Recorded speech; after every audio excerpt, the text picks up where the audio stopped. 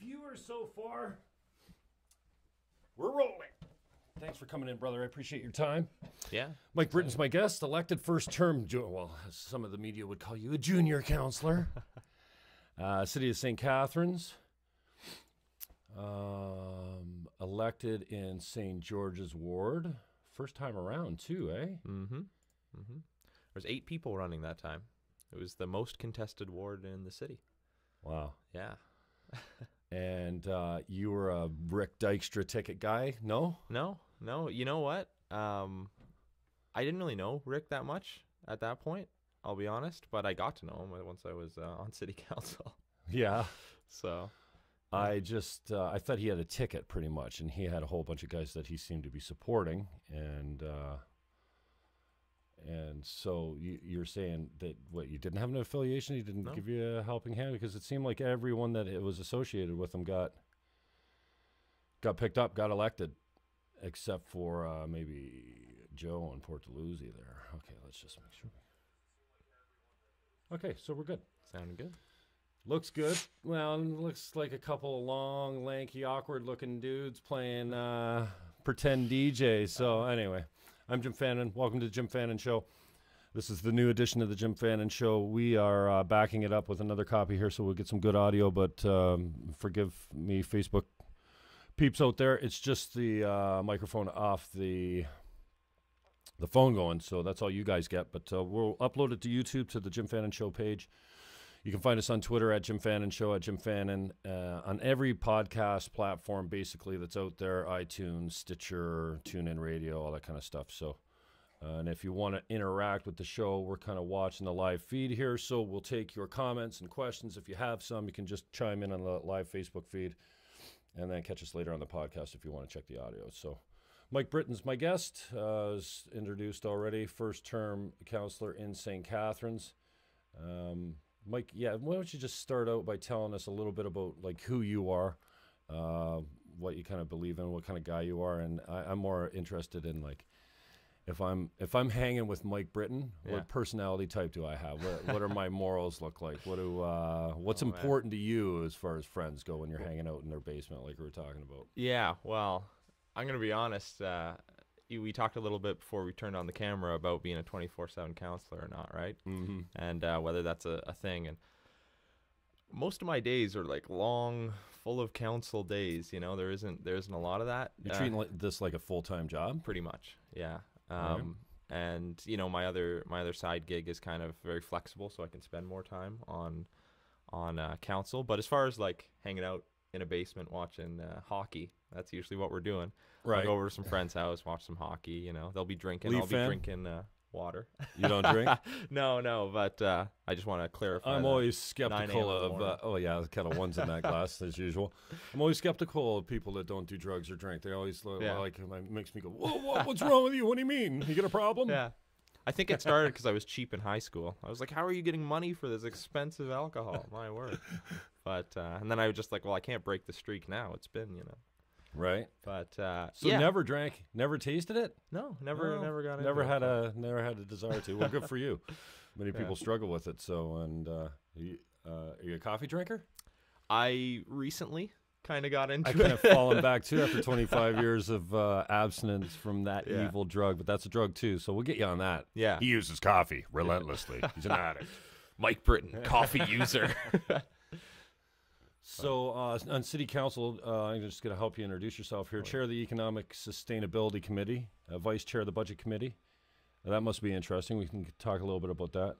Niagara District Airport Commission, Niagara Regional Transportation Steering Committee, and Chair of the 2017 Youth Forum Planning Committee. Outside council, you manage properties. That should be a pretty good gig. There's not too many people in Niagara property managing, I don't think. Habitat for Humanity salvage team. Central Community Church volunteer. I know that because I've seen you around quite a bit there. Junior Chamber, JCI, Junior Chamber International member, and Toastmasters member. Wow. So how many speeches you got under your belt at Toasties? I kind of just joined a few months ago, so I've done 2. I did 2 right in a row. You did your icebreaker? I did my icebreaker, which was fun. And it's like a 5-minute about like who, who's Bill here? There's my first one. Mike Britton. Mike Britton. Yeah. Mike Britton, not Bill. Hey, Bill Britton, if you're watching. Yeah. Sorry. Should have worn a name tag. Yeah. So you got the icebreaker done, and then what was your second one? The second one I actually talked about. Well, sorry, I'm just trying to think. So I did my Scottish trip. I did a tour around Scotland a few years ago. Okay. I talked about that, but I actually think that was in my icebreaker. Yeah. Yeah. Oh, I did it on Freemasonry. That's what it was. My second one was on Freemasonry. Really? Yeah. Are you a Freemason? I am. Yeah. Wow. Yeah. I don't know anything about that. I'm kind of surprised. Well, then I won't bore you with it. But yeah, no, my it's my just grandfather- another cult, right? Basically, I for wouldn't lack call of it a better cult, term. but- Okay. Yeah, it's a brotherhood, but I love history. Part of the introduction that you skipped there was that I have a degree in classical studies, ancient Greece and Rome, and so I love history, and there's a lot of tradition, there's a lot of history to that. The oldest fraternity in the world, not fraternity as in like frat house partying, but brotherhood. And so my grandfather was a Mason, my great grandfather was a Mason, so I figured I really wanted to get involved. Cool. And I've only been one. I actually went in maybe a week before I got on council, so it was really a life-changing week. I turned 24. Okay. That was my first election too. Yeah, 24. I turned 24. I got elected at city council, and I became a Mason all in period of 2 weeks. Wow. So Like a rebirth. So again, let's get back to. I'll let you just introduce yourself and your personality type and what makes you tick. And tell us about who Mike Britton is. Well, you're probably not going to like this answer, but a lot of what I do is politics. A lot of what I do is politics. Getting out there and that doesn't offend me at being all. in the community. I can't look away. I that's cannot look away, man. yeah. A lot of my personality is that what you see out in the community, going to events, the committees, that I'm sitting on. That's a lot of what I'm doing, and I enjoy it. That's the thing is I like what I do, so I don't mind that it's almost all encompassing. Right. So yeah. So then if you're just to put bullet points, let's say we're doing a dating profile. Maybe I can help you with that. You're talking about yesterday how you're still single. Women, you don't want to be that way. So, I wrote not a dating profile because I'm scared to be seen online even. I remember I was single many years ago. I jumped on Plenty of Fish or whatever, which is probably the bottom feeding of the dating sites. I don't know. I've never free. tried. So I jumped on. I made this profile, and which was hilarious. I had the best time writing this profile, and I think I switched it over. It's my About Me now on my Facebook, which is probably about 5 years old because it still talks about recycling of something. Just it talks about my mother and whatever when she was still alive and stuff like that. So I had the greatest time running that. And then one of my babysitters from when I used to live on Two's Place in St. Catharines, we moved there in grade 4. So Sue sends me a message. Oh, I didn't ever expect to see you out here. I'm like, delete account right away. You didn't like the babysitter thing? The stigma. No, I love the babysitter thing, but the stigmatism that goes along with the online dating. So I never did it. But anyways, I have a habit of sidetracking myself. So yeah, just give me your bullet points. I am, if you're just going to say Christian, I am pro-life. I am political. I finished that. I don't know if I put those things on a dating profile. No. That's But gonna be just for our listeners, because I like this format from the standpoint that one, we don't have to check our watch and go and then listen to a sponsor. Also, I can talk shit about the sponsors and not fear retribution from the higher ups. I was gonna say you've never had any experience with that. In the corp. Yeah, I got a little experience with that, and so I like this format because one, I think that local media has had a little problem lately with objective local issue coverage, and you can't do any of this type of thing in the paper. I mean, you're getting to know someone like this just is impossible in print, and then when it compares to terrestrial radio, you get a break every 9 minutes, long commercials. That flow gets broken up, so we got a whole lot of time to go in depth. So I don't mind if you just take the time to wind out and I think it will help the electorate, which is important to you if you're running next time, or even just people that are interested in following politics, maybe not even in St. Catharines, want to see what St. Catharines are up to or what Mike Britton stands for, then we have a chance to go get really personal here and talk about whatever we want in depth. So that's kind of why I'm doing this, and you know, it's a form of self-expression, obviously, for me too. But I'm a political addict. I'm trying to heal myself. Don't do that. Well, come join us, Jim. You know what? It really takes away from paying the bills for me, right? Yeah. So I'm not selling houses when I'm sitting with Mike Britton for 2 hours in my makeshift studio down here. I don't mind if you like do a few, shots to the camera. Ricochet's getting one all the time because I love their water and I just give them free plugs all the time. So thank you, Ricochet Water. You changed my life. I never drank RO again. But just spend a little bit, more going in depth about who you are and what's important to you. Well, so I'll actually tell you a story. We started off talking a little bit about Rick Dykstra, and I've got a story about him, and I got a story that actually involves you. Okay. I've never told you this story, but it's kind of an interesting one. So in 2006, I was in high school. I was actually in civics class. C-chord? C-chord. I was a C-chordian. Oh, yeah. I was in all the plays. I got a strong connection with the C-chord kids. Yeah, I was in the plays. I have no musical talent, but I was there. Okay, yeah. But anyway, so I was in civics class in 2006, and as part of civics class, there was the federal election going on that year. Right. And we were all assigned a political party that year. And I was assigned to the Liberal Party in my class. And out of the groups, we were to elect a leader from amongst us, right? So I actually became leader of the Liberal Party in my grade 10 civics class. Oh, okay. And each of the leaders were able to go meet their candidate because the candidates were coming to my high school for a debate. Now, a lot of the names in the 2006 election are quite familiar even still today. So we had the incumbent Liberal, which was Walt Lestuka, so that was who I got to meet. There was the conservative Rick Dykstra running for the first time federally. There was the NDP, Jeff Birch was the NDP candidate. NDP, Birch. And there was a Green candidate guy. That guy was awesome. Jim Fannon or something like that. So, that's just actually kind of my first exposure to politics in general. And we all got to go to the staff room and meet your candidate. And I can't remember if Walt Lestuka was late or I don't know what happened, but I ended up talking with Rick Dykstra. It was the very first time I ever met Rick. Wow. It was in 2006. Okay. I was 16 years old. Uh-huh. And I chatted with him, and I'll be honest, I was quite impressed, and especially when we got into the debate, because this Green Party guy, he kept bringing up legalization of marijuana all the time. And so the kids went nuts, right? Well, I know how to play to the kids. Exactly. But it's one of our best policies. Yeah, if I can say our, like I'm still at the party. But I'm pretty sure, I'm actually pretty sure you won the student vote that year. I did. Yeah, you did. One of the few things I've ever won in politics ever. So there, you're elected at C-Corp. I was elected at C-Corp. Anyway, so what I was actually impressed about Rick, not a shot at you, but he was, the students were not impressed that he wasn't for the legalization of marijuana, but like he stuck to his principles. He was like this is what I believe, this is what my party believes, and he stuck to it, even though it was not popular in that school, that was for sure. And I was quite impressed by that. Is that what made you conservative, or do you think you already had conservative values?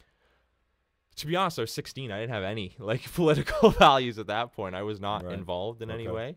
I think it had an impression on me. I think that the whole debate, the whole experience, the whole watching of that got me involved in give you a little bit of a hunger for it, exactly. or even it tweaked an interest in you that you didn't know you had. Yeah, before that, I'll say I was not involved. Family political? Not at all. Not at all. They used to be liberals and they flipped conservative. They're not,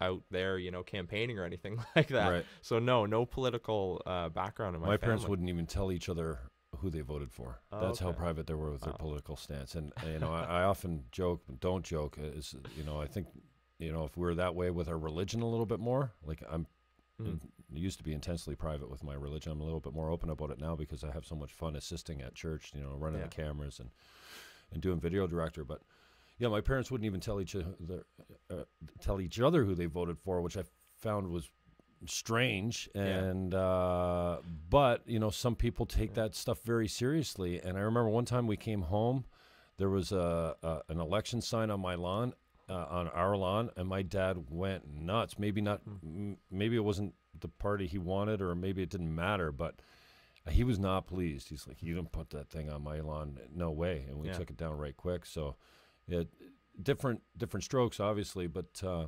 it's funny to hear you say, you know, at 16 years old, you're like, boom, this is the first guy I talked to. And I always wonder, I mean, we've talked, and thanks to Andy Petrowski and Tony Quirk and the previous musicians that have come on, Jihad Yahia and MJ Blake and all my boys that have come on the show, we've constantly talked about this personality type that is different. It's almost like a different hardwiring of the brain. Obviously, we know men and women are different. You can't say that publicly now, or you lose your job, basically, if you say. You know. Actually, quick side tangent. I was doing a tour of a new laboratory at Brock University, and it was the neuromechanics lab. They do things, you know, various studyings of different diseases and things like that. And one guy was doing his thesis right now on the differences in men and women's brain, like physiological differences. And I actually asked him, I took him aside, I held up the whole tour, I took him aside, and I just said, "Are you getting any like political kind of pushback on this?" And he actually said no. I was really surprised to hear that, but he said, like, in the scientific community, it's just accepted, like you can see them, like here are the physiological differences. And I was like, really? And he goes, "We do have to be very careful, though, in our language, talking about the difference between gender and sex." I'm struggling with the difference of that. Can you explain the difference between gender and sex? I'm not an expert on this, so like I don't know enough to like speak authoritatively. But he just said, you know, we have to be careful in our language, but when the facts say, you know, there's differences between the brains, because he's actually his specific research is showing that the firing of the losing my words here, the the neurons are actually different rates for men and women, and that affects muscle growth, and that affects muscle usage and things like that. And so that's where he's studying right now. And that made an impact on you somehow? Well, this was just like 2 weeks ago. Oh, okay. It was very recent, so it was just. What did you take away from that? Just that it was interesting that somebody was even doing a study into it. Yeah. Like I mean, because the Google memo was, you know, all the craze. It was all up in the media forever. Well, except locally, we haven't seemed to talk about it at all. But I mean, I read that Google memo, and you know, it's too bad that whoever it was, Gawker or whoever first broke the story, put the title anti-diversity memo. It wasn't an anti-diversity memo at all. It was talking about the lack of diversity in STEM. Science, technology, what is it? Whatever it is, mathematics. And I couldn't disagree with any of it. I mean, we're just hardwired differently. And, you know, so, but saying that right now, I mean, it's pretty obvious men are stronger than women, you know, after puberty, when the testosterone jolt kicks in. And then that fires a whole different chain of events down, you know. We probably aren't as fearful as for our safety as women are, right? That makes sense. Why? Because the world is a more dangerous place for women, both physically, and then when you add sexually into it too, the repercussions and the impacts of unwanted sexual encounter, let's say, are vastly greater for a woman, because obviously pregnancy is an issue. Men can walk away with it; they don't have that issue. And in today's, even in a rich country like what we live in today, single mother pregnancies, I mean, that's not a good way to start your life.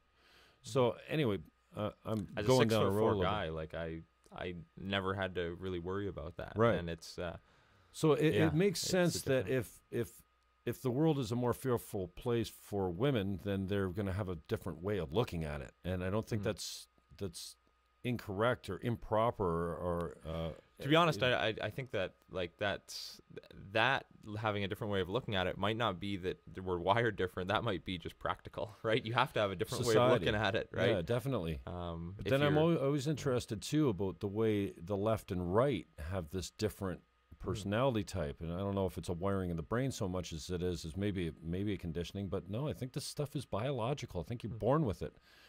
And conservatives tend to think a certain way about certain things. They like their borders. They like, and I mean borders as far as, theoretical borders, but then functional borders too, like immigration. Conservatives are usually tight on it. They want immigration tightened up. Whereas the liberals think outside the box. They don't have borders. They're freewheeling, the free spirits, and then functionally when it comes to immigration, they're like, nah, let them all in. So, and there's nothing wrong with that. In fact, the thing I've been struggling with a lot lately is this alt-feminism hating on men and forgetting that we got here together and that we need each other to move forward. I mean, women are the most important part of the human race. They give birth. Yeah. Hello. I mean, obviously you can't do it without us, but it's why most cultures, back in the day usually had a matriarch, usually had a mother goddess. Right. The female was the most important part of And societies. You know what? We're not really going to figure out what this whole bringing women into politics in the workforce, because it's only been, 30, 40, how many years since, women have gotten their freedom. And I'm not opposed to giving them freedom because, economic prosperity is directly correlated to these freedoms. Yeah. So like we want them to live and be happy. But, and it's funny when you say, back in the day when we rolled in tribes and even after that, I think I remember hearing Camille Paglia. I don't know if you know her, but she's a brilliant, rapid speaking feminist, and I still consider myself a feminist, but I'm really frustrated with this new age of feminism that is really man-blaming. And Paglia was talking about, she's Italian, her parents came straight from Italy, and she remembers as a child, and she's about 70 years old now, that the women would take the laundry up the hill to the riverbed or the spring or what have you to wash the clothes, and there was always 10 or 15 of them, and they rolled in their own tribe. There's no men, and that the elders actually held power. The elders were the ones that knew about childbirth and knew about giving birth and about nurturing your child, and all this generational information was handed down, so that they had true elders, and that they were the happiest people around because they often finished other women's sentences. They were very intimate with each other, and singing and whistling all the way while they're doing basically like chores, and men had their own chores, but that the structure all broke down, and now you see that the elders don't hold the power in the groups anymore. They're actually more outcast than they are accepted with the wisdom and all that kind of thing. So I thought that was. And what culture was this? Well, she's Italian, but I think it's pretty much the same in any culture where, we are tribal beings. We are aggressive, violent creatures as humans, especially men. And I think that's okay to say, men have a violent, aggressive nature. They need to protect their families. There's a whole bunch of things. And I don't think there's anything wrong with saying, hey, we're different. We're better at different things. And the same with the races. I mean, you've got different races that are better at doing different things. Why is that racist to say that Asians have a proclivity to math or science or what have you? Black people are better at whatever, or white people are better at whatever. What we're going to do is start going to instituting quotas. We're going to start going into, oh, no, there's too many female nurses here. We need men. No, we don't need diversity at all costs. We're not equal. We're not equal between the races or between the sexes. But I haven't seen, like, you're talking about, this culture as a better at math or whatever the case may be. I haven't seen any scientific evidence on that one. Like, I just haven't. I know you can say anecdotal evidence or whatever the case may be. As far as I said, the men and women thing, I just learned about a paper. I also have a medical science degree. That's my other degree at university. And like, I've looked into this. And so, like I can say physiologically here the difference between men and women. That makes sense. there are some differences, twitch muscles, you know, in black people and things like that. So again, there are some physiological differences that you can point to, but I try not to speak in broad strokes unless there's the evidence, right? Well, in this day and age, those broad strokes will get you in trouble with the politically correct police, and that's a powerful left-wing lobby right now. And we'll talk about integrity commissioners and the tools of the left right now. I mean, I'm ashamed of the left right now. I'm a left-leaning guy, but what they're pulling off with some of these, invasions of freedom of speech and stuff like that, it's really, it's got me really concerned that we're going down the wrong way. So then you talked a little bit, and it's an interesting theory out there that, you know, the left and right is actually biological, and that, you know, it's hardwired into you. You just said you're a left-leaning guy, and then I've watched your past interviews with, Petrowski and Quirk, and you're saying that, you know, you tend to be maybe switching a little bit. How do you kind of, if it's hardwired, then how do you explain you? Well, I think that I'm open, and I took the Big 5 personality test, Knowing Yourself. Okay. I think it's Jordan Peterson's site. It's like $10. Is that? It's 100 questions. Jordan Peterson, that's the guy, the professor with the pronouns. Yeah, I think he's one of the most brilliant men. I just watched. I really haven't watched too much of him, but just last week, a friend recommended me his podcast with Joe Rogan. Oh, him and Joe Rogan sat down for like 2.5 hours. Yeah, a couple times. Yeah, he was on with Bert Weinstein, who was at that place in the States there where they were saying they were having a day where they didn't want the white teachers to show up, and they were kind of saying don't show up to work, and he's like, well, no, that's racist. You know, it's racist, like not even in reverse, you know what I mean? So anyways, I ran through this test. It's 100 questions, and then it shows you what your tendencies are as far as the Big 5 personality traits, which is openness to experience. Openness is what I said about the borders. They're freewheeling. They're the left-leaning people. They're the social, a little bit socialism. Like, I have a healthy respect for a little bit of socialism in our society. I think we need it, and without it, you know, the conservatives are like, no, every man for himself and less government, no welfare and stuff like that. And that's actually that falls under conscientiousness.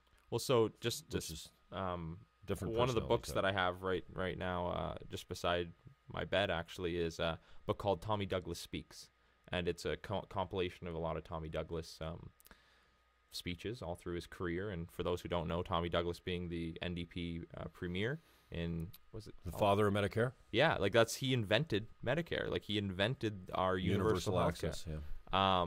And so I don't think anyone in today's Canadian culture would say that's a bad thing. Very few of us, right? We're proud. We tell people around the world we have universal health care, and we brag about it. And it's thanks to this NDP, premier. And I think if you're left-leaning, right-leaning right now, you're still in favor of it.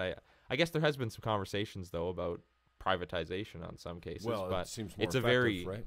Yeah, I don't know. Quicker access, sometimes better quality. Yeah, but I would say that's become part of our culture, the universal health care, and it's a very socialistic idea, and it's a great one. Right. So yeah, I'd encourage you to go by and take the personality test. I think it's knowingyourself.com. I'm sorry, you can Google Jordan Peterson, but he's bright. But no, it's a shame actually, because I've been called snowflake. Like snowflake, and I'm leaning more right. You know, when I start agreeing with a Ben Shapiro who's pro-life, who's an Orthodox Jew, which I don't even understand that religion. I didn't grow up with anyone that was close to me that was that religion. But when I start agreeing with the likes of Ben Shapiro, and basically where it falls in line to the free speech, and he was brave enough to stand up and say, you're born a boy or a girl. There's not 75 different sex that you can be born. So, putting a U on a passport, because I think somewhere in Canada, I think in BC right now, they just put on a driver's license or something, unknown for sex. Did you hear? I don't get that, man. And so for him to say, you know what, you can go through hormone replacement treatment. You can install different sexual parts into your body if you want, and I'm fine. Do whatever you want. Like, I'm not, Kind of sound love libertarian. whoever you want, do whatever you want, but that doesn't make you the opposite sex. Even if you change your parts, and even if you take all these hormones that are from the opposite sex, you're still a boy. And I was like, what? No! And now we've got these 75 different genders. Someone wrote a thesis paper on that he identifies with hippopotamuses. I don't get that. Like, you're born a boy or a girl. And then it really frustrated me when Bill C-16 came out because of the freedom of speech implications. And I don't think we'll actually see the full ramifications of that for many years down the road, if any. But I'm fearful that this mandatory use of made-up pronouns is just the thin edge of the wedge. These are not popular things to say right now. And then so the liberals were so frustrated, and I talked to, I think it was Quirk a little bit about this. The liberals trot out a 10-year-old biological boy who identifies as a girl at 10, and they were talking about forcing him into a female puberty with estrogen. And I thought to myself, this is fucked up, man. This is child abuse. And I know I'll have the haters, and I've been called everything now because of it, of my take on, no, you're a boy or a girl, and if you want to change your sex, well, change your parts and stuff, and you don't feel like you're I can't even imagine having a disassociation with my sexual identity. I can't, because I'm a boy. I've always liked girls. And I can't imagine how painful that must be to look down and go, no, I don't identify with that. In fact, I identify with the opposite. And so, but they trotted out this kid named Charlie. And when I heard that Charlie was going to be forced into a female puberty, I mean, you can't even get a freaking tattoo until you're 18.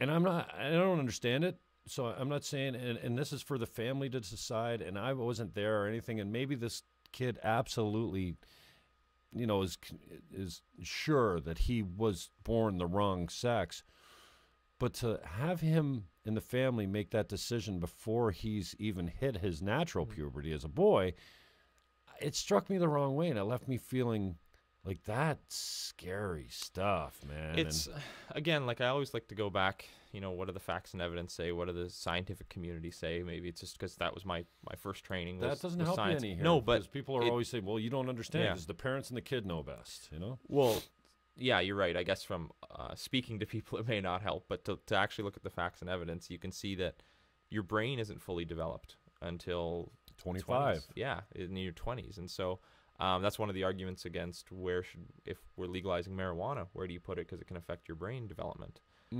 So that's just one of the topics that I've heard in the marijuana legalization discussion is what age do you put the legalization? Because there again has been studies that it can affect brain development if you take it while you're 14 or something like that. And so in this case that you're talking about, like the child's brain has not fully developed, right? Like he hasn't gone through that. And specifically, I think it's the frontal cortex that is responsible for impact and consequence. And that's why we do so many crazy things in our 20s before that frontal cortex is fully developed, because we don't give a shit what happens. That part of our brain isn't fully developed to the point that we can understand the impact. And I heard it being compared the other day improperly, I think, to being drunk. Drunks will actually reason out the impact and just say, fuck it, I don't care. Whereas in your youth, and I mean, this is probably different with different sexes and different people.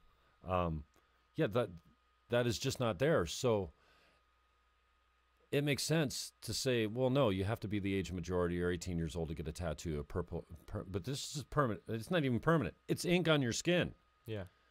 But then we're saying, okay, well, if you feel like a girl today, then you can be a girl today. But if you feel like any of these other different genders over here, there's 75 of them. What? And then you got to call me my specific pronoun, and this is where I got turned on to Peterson or introduced to Peterson on the Rogan show, because he said, you're not going to make me use, number one, you're not going to make my speech compel me to say certain things. You can't yell fire in a crowded theater. That's against the law. That's something you can't say.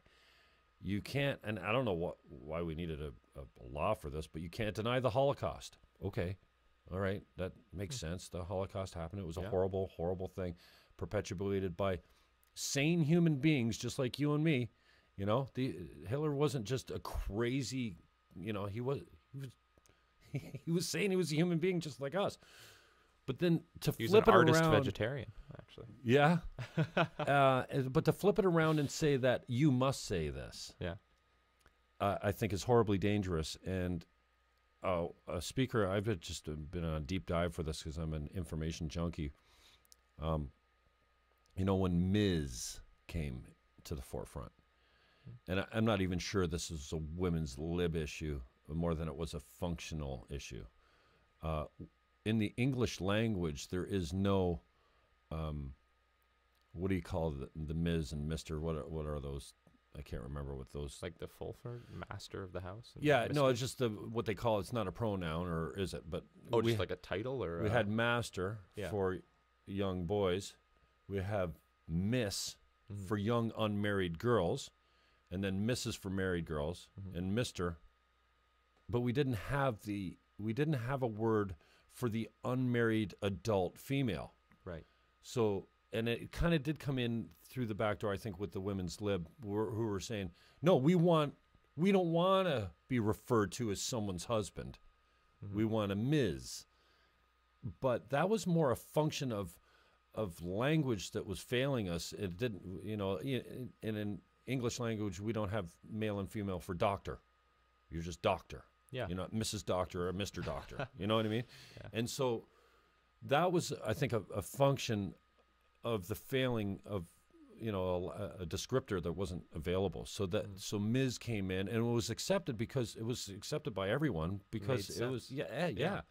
But saying that I identify with a stuffed animal sexually or my gender or my biological, you know, I'm a Teddy Rumpkin, and you will call me kin instead of him, makes me horribly afraid that someone's going to come before the Human Rights Tribunal, similar to your integrity commissioner, and just decide that you're a homophobic, hateful bigot, and that you owe someone a large chunk of cash.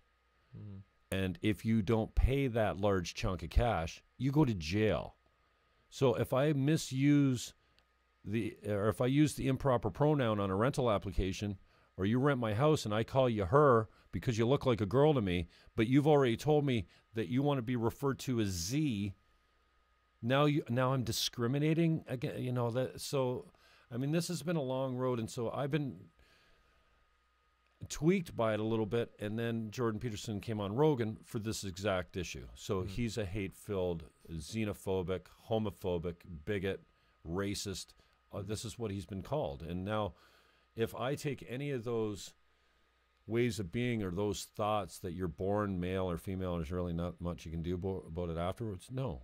You're a snowflake, you're a racist, intolerant bigot, and I'm getting it all too. So, and he's getting it as far as, you know, intolerance all the way around. And it's funny, man. I reached out. I was, you know, struggling the other day, and I reached out to a friend of mine who's a left-leaning gay man and said, "Hey, I think we need to get coffee." Yeah, help me out here. Yeah, because I'm struggling with my right-leaning views on this specific issue, because normally I'm tolerant. Well, and you know what my tolerant gay friend said to me? Yeah. Fuck you, basically. Yeah, wow. You hang around. You think it's okay to hang around with the Andy Petrowskis? Andy's not my friend. I've never even had a beer with Andy. Yeah. I talk to Andy about politics sometimes. I had him on the show because I think he's interesting from the standpoint of his journey. He's certainly not perfect. But if I am, and I said to this guy, listen, don't roll up to me at the opening of the pack and go, "Hey, how's your buddy doing now?" For referring to Petrowski. Like, he's not my buddy, and that's not fair to say in public. You know, like, he does something stupid, like, "Oh, you're," you know, and that's what he came back with me, to me with is, no, as long as you hang around and you think that isms are okay and racism and bigotry and homophobia, then we're done. Forget the coffee, forget the podcast. And I went, like, I was heartbroken because this guy's been a friend for a long time. He's a friend of my mother's, and I shouldn't say friend because we don't hang around. As somebody I respect and whatever. So here's a guy that preaches tolerance and love everywhere, and I think that's what Trump's kind of given us is, dude, we're all racist, intolerant, hateful bigots at some level, and we're working on it, and we're getting better. But that's our survival mode, man. If we didn't fear the stranger or the man with a different colored skin or language or religion, then we wouldn't be here. This is what's kept us alive. This tribalism. No. Like when we rolled up against a tribe of a different color, we tried to exterminate them completely. We didn't invite them over for dinner and have babies with them. Well, so I think this is is pretty natural. And if we don't start the conversation with going, okay, you know what, we're all kind of designed this way, comes from a millennia of evolution, but we're getting better and we're working on it, and we got a long way to go. I think if we start this conversation there, then we got a better discussion. It's really a shame that like you were trying to educate yourself, and like I guess you lost that opportunity, because like I think that shows an openness, as you said, but it shows like I'm trying to learn, right? I went to a few recently events put on by Operg Brock. I don't know if you know what Operg Brock is. I actually don't know what the acronym stands for, but they're into social justice, and they're into these type of issues, racism, gender issues, diversity, and the importance of that. And I actually learned quite a bit. So like I'm trying to educate myself, just like you were. Like, hey, I'm struggling. Teach me, right? Right. So I'd kind of go and I'd be quiet and I wouldn't say anything because I'm not an expert on this, but I'm and always opening trying... your mouth when you're not educated is Exactly. We all know what happens there. Well, so that's why, as I said, I always try and look at what are the facts, what does the science say, but like what are the issues. But you were just talking about tribalism, and I'll give you a little story from my university years, which I really think encapsulate this. When I was in university, I lived in residence, and I went to Western, and it was we had an amazing O week. I think we have one of the biggest O weeks in Canada, I'm pretty sure, and it was just incredible. And it was interesting because each day or each activity was structured in, you had your floor. I was 4 West. That was my floor. 4 West Delaware, hall. And so you were with your floor, and that was your group. That was your tribe. And you sometimes competed against the other floors, and that was your tribe. But then the next day, it was your residence. It was this residence versus this one. It was Delaware Hall versus Alumni Hall. And then everyone in Delaware was my friend, right? I never met this guy, but he was my best friend right there because we were going up against Alumni Hall. Right. And then the next day, it went faculty-based. So it was everyone in science versus everyone in social science, right? And then it expanded, and you're like, okay, these are all new people. And then finally, the culmination was homecoming, where it was Western was playing football against whoever, right? And it was this entire university was your tribe.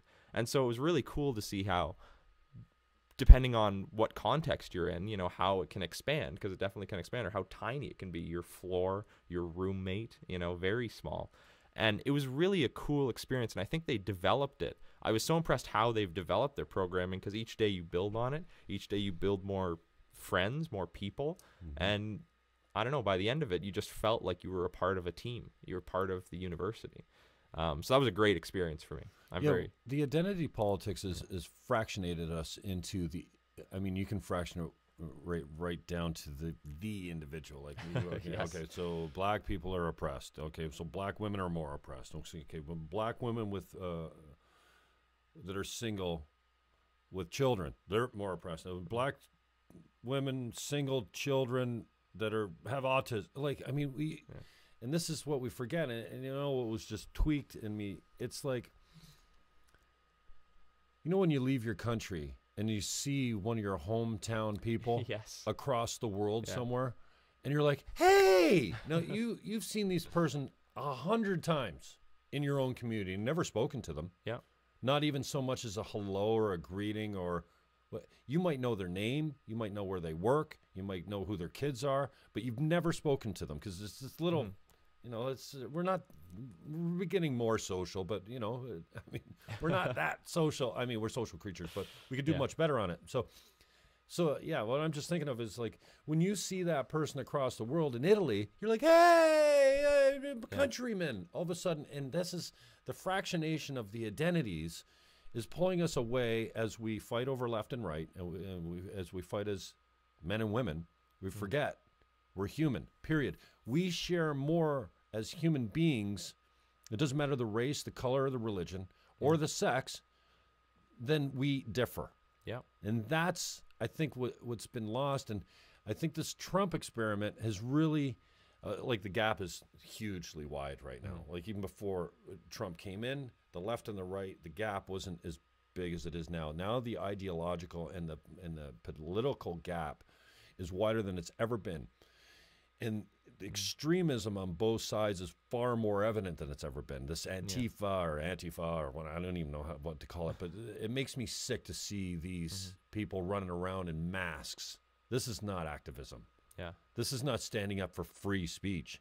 Because free speech means even if you're a fucking complete tool and you think that Nazism is the religion of the day or the way that we should proceed, you're obviously a tool, but you should have the right to be a tool in public. You shouldn't have to go to jail or have to pay someone costs because you hurt their fucking feelings. Like, so I think we've just become, the political correctness has gone so radical.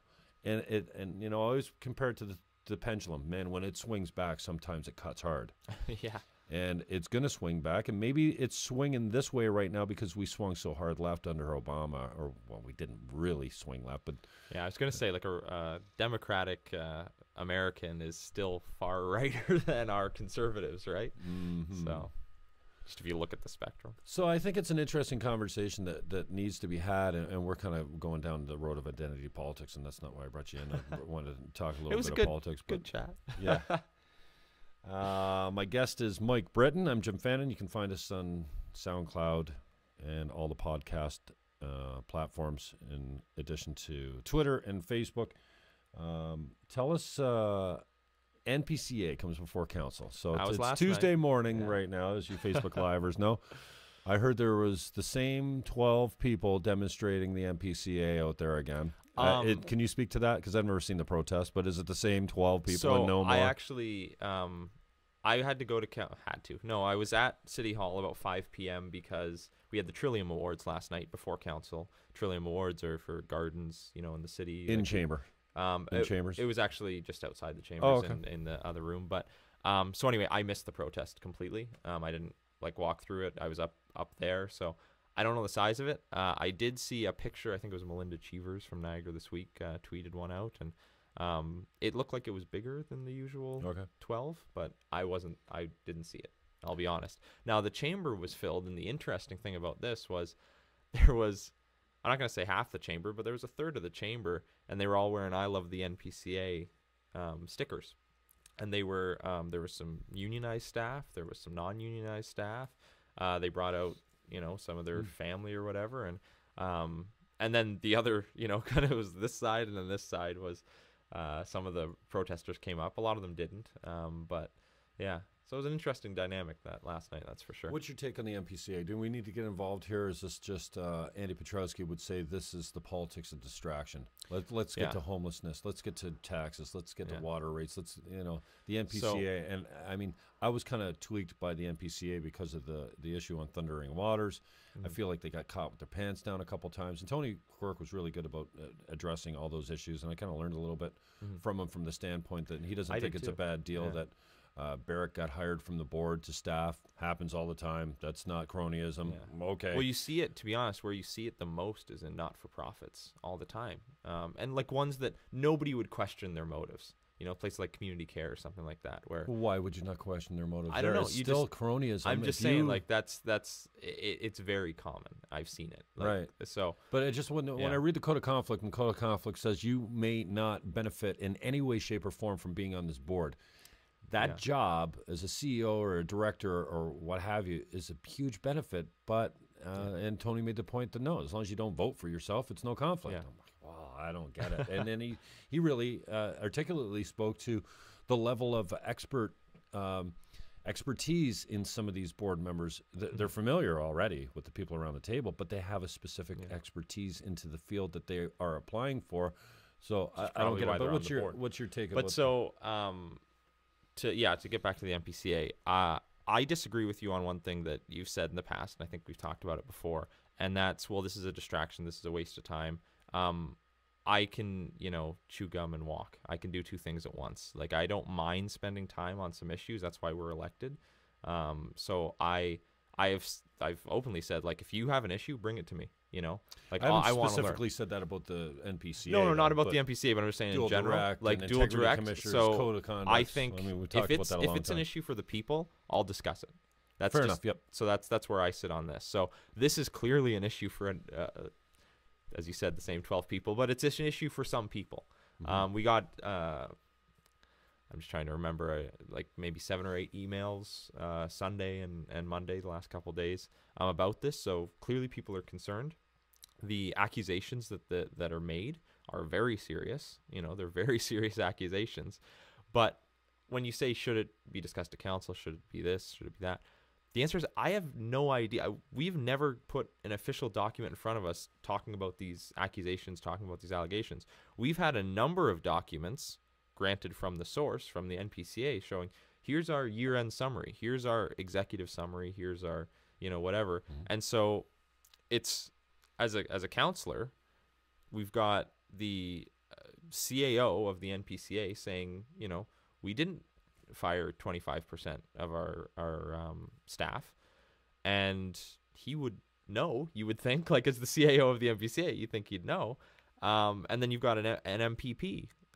Cindy Forrester from Niagara Centre saying, yeah, they fired 25% of their staff, and you have citizens saying something else, and I don't know the answer. I honestly do not know, and it's because we don't have any oversight, or we don't fund them, or we don't play any role in their usage, right? So this is where I said I'm happy to spend time on whatever you want to come and talk to me about. However, City Council doesn't have any authority in this sense. Well, nobody's claiming authority over it. Even so the that is saying, an issue. It's not us. Yeah. And the province going, it's not us. And Wynn's like, let's exactly. This go away, So that is the issue. Now, one of the outcomes that I think it's a good thing is last night the motion that was put on the floor was referred for more information, right, to look into that information.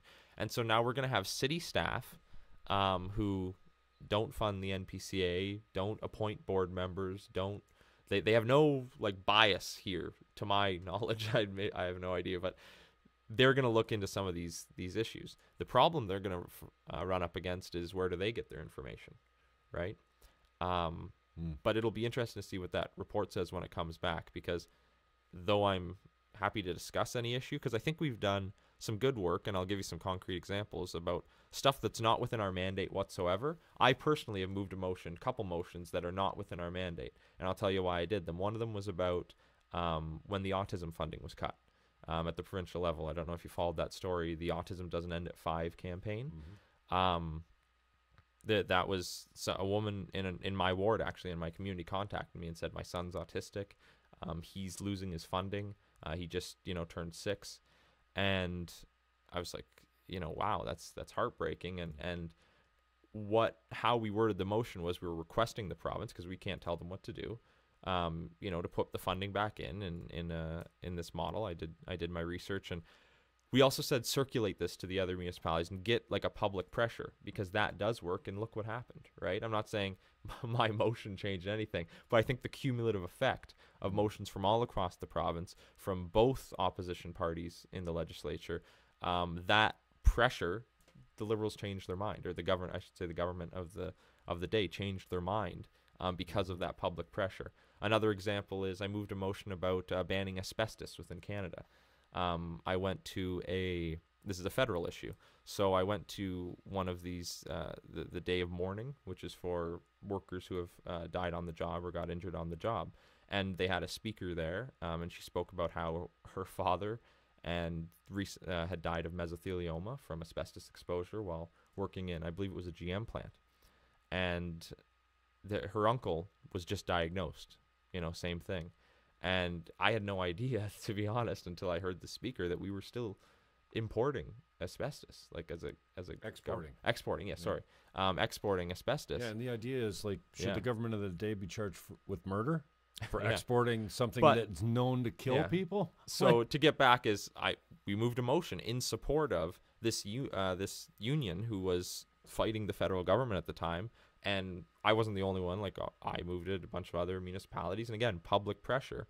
So those are examples where we have no business, right? Like I'm not an expert in asbestos. I'm not an expert in autism, but and our council, we don't have staff. We don't have doctors for autism, or we don't have people dealing. We might actually have some engineers with asbestos, but I thought it was an important issue.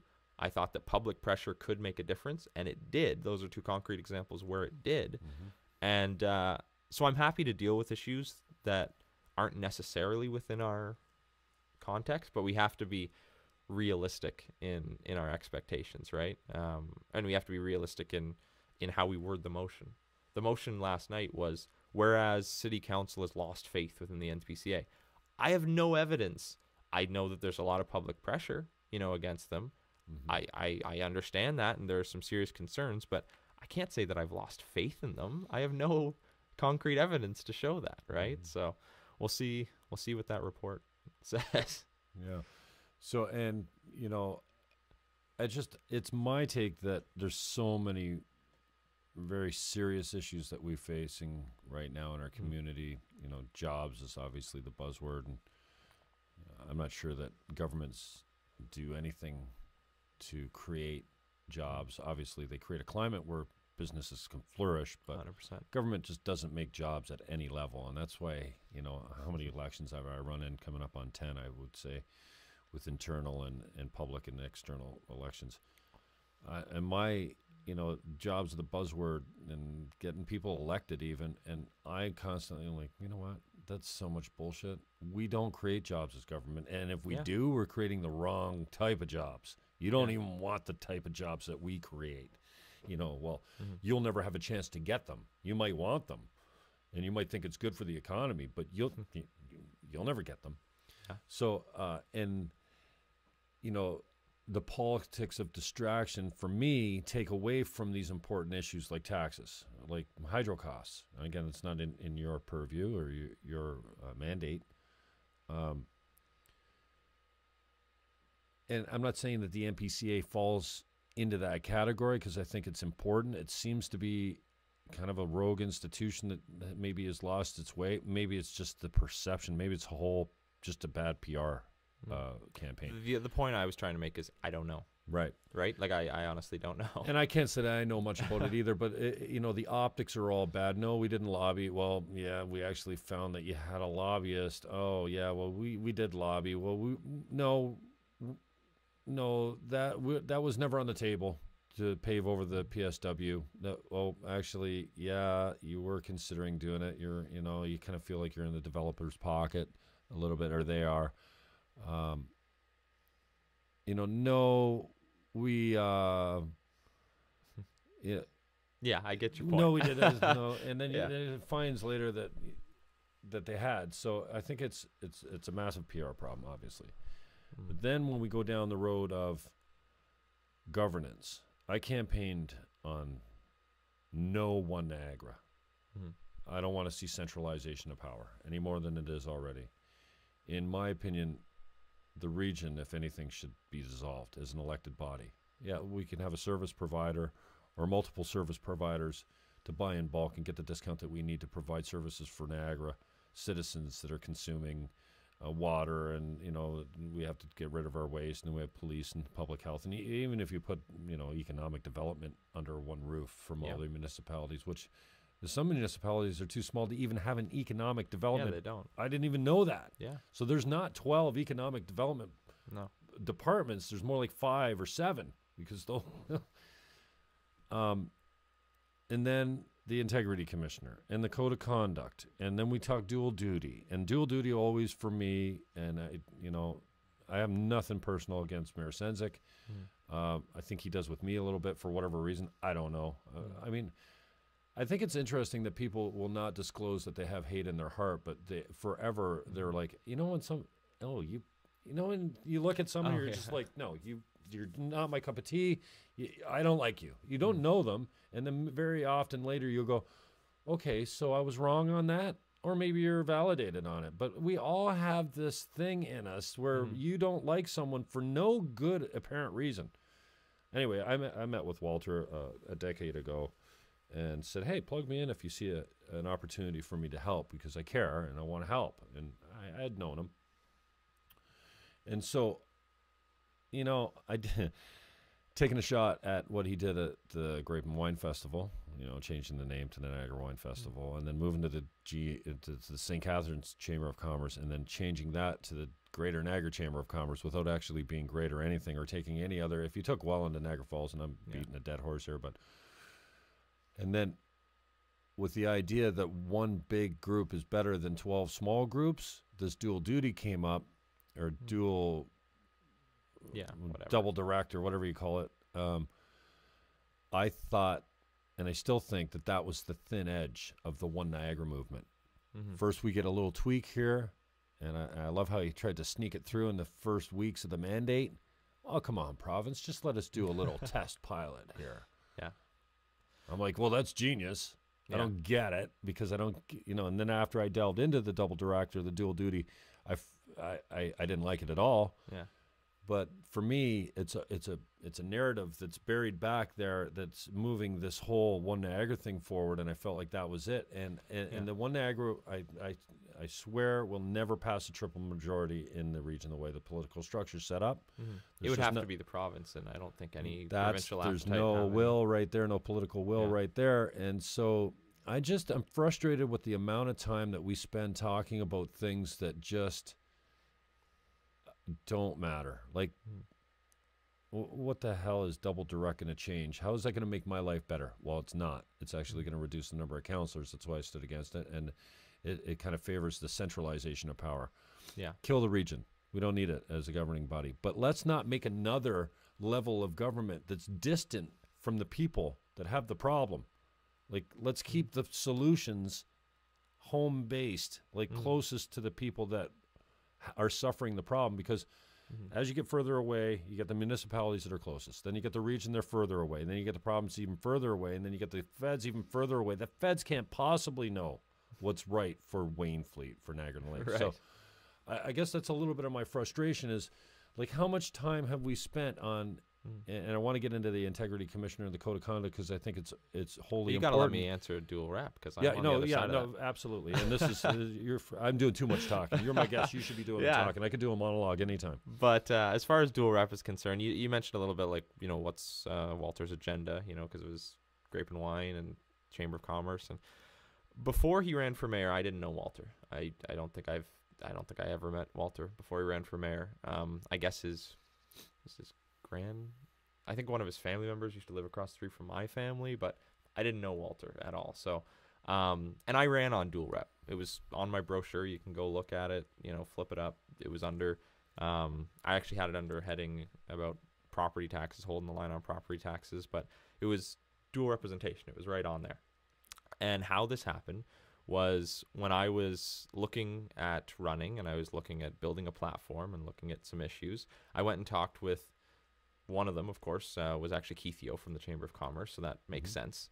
But I also asked my mom, who do you know? And one of the people that she knew from her time was Bruce Timms. And I talked with him, and obviously this was one that was near and dear to him. And I looked at all this stuff, and I read the documents that the governance committee under, I think, Cisco and was it Birch chaired that committee or looked into that committee in the last term of council, and I read those documents, and I liked the idea. I know that you were saying you're against, or you don't want centralization. I find that there are efficiencies in centralization. I find that we can actually save money for centralization. Never happens though. In any municipality that's ever amalgamated, they only hired more staff and got bigger in the payrolls. I think that the services, and this is a comment that Tony actually made on your show the other day, and I think it's that the amalgamation of some services. We just talked about economic development, right? Sure. We can point to, at the city, we just amalgamated, we're in the process of amalgamating our Parks and Rec department and our TES are now all being moved into the Lake Street Yard, on the Lake Street Yard. And so that for cost savings, right? Like we're saving costs because we're all moving into this one building. We're expanding that one. But so I believe, this is my belief, that you can find efficiencies through centralization. Also, when you look at the stats, and this is where Tony and I will actually differ because he said he wants more politicians. I think we have too many. I think when we compare ourselves, we have about 130 throughout the region, I think, just municipally. And we have about 430,000 people in Niagara.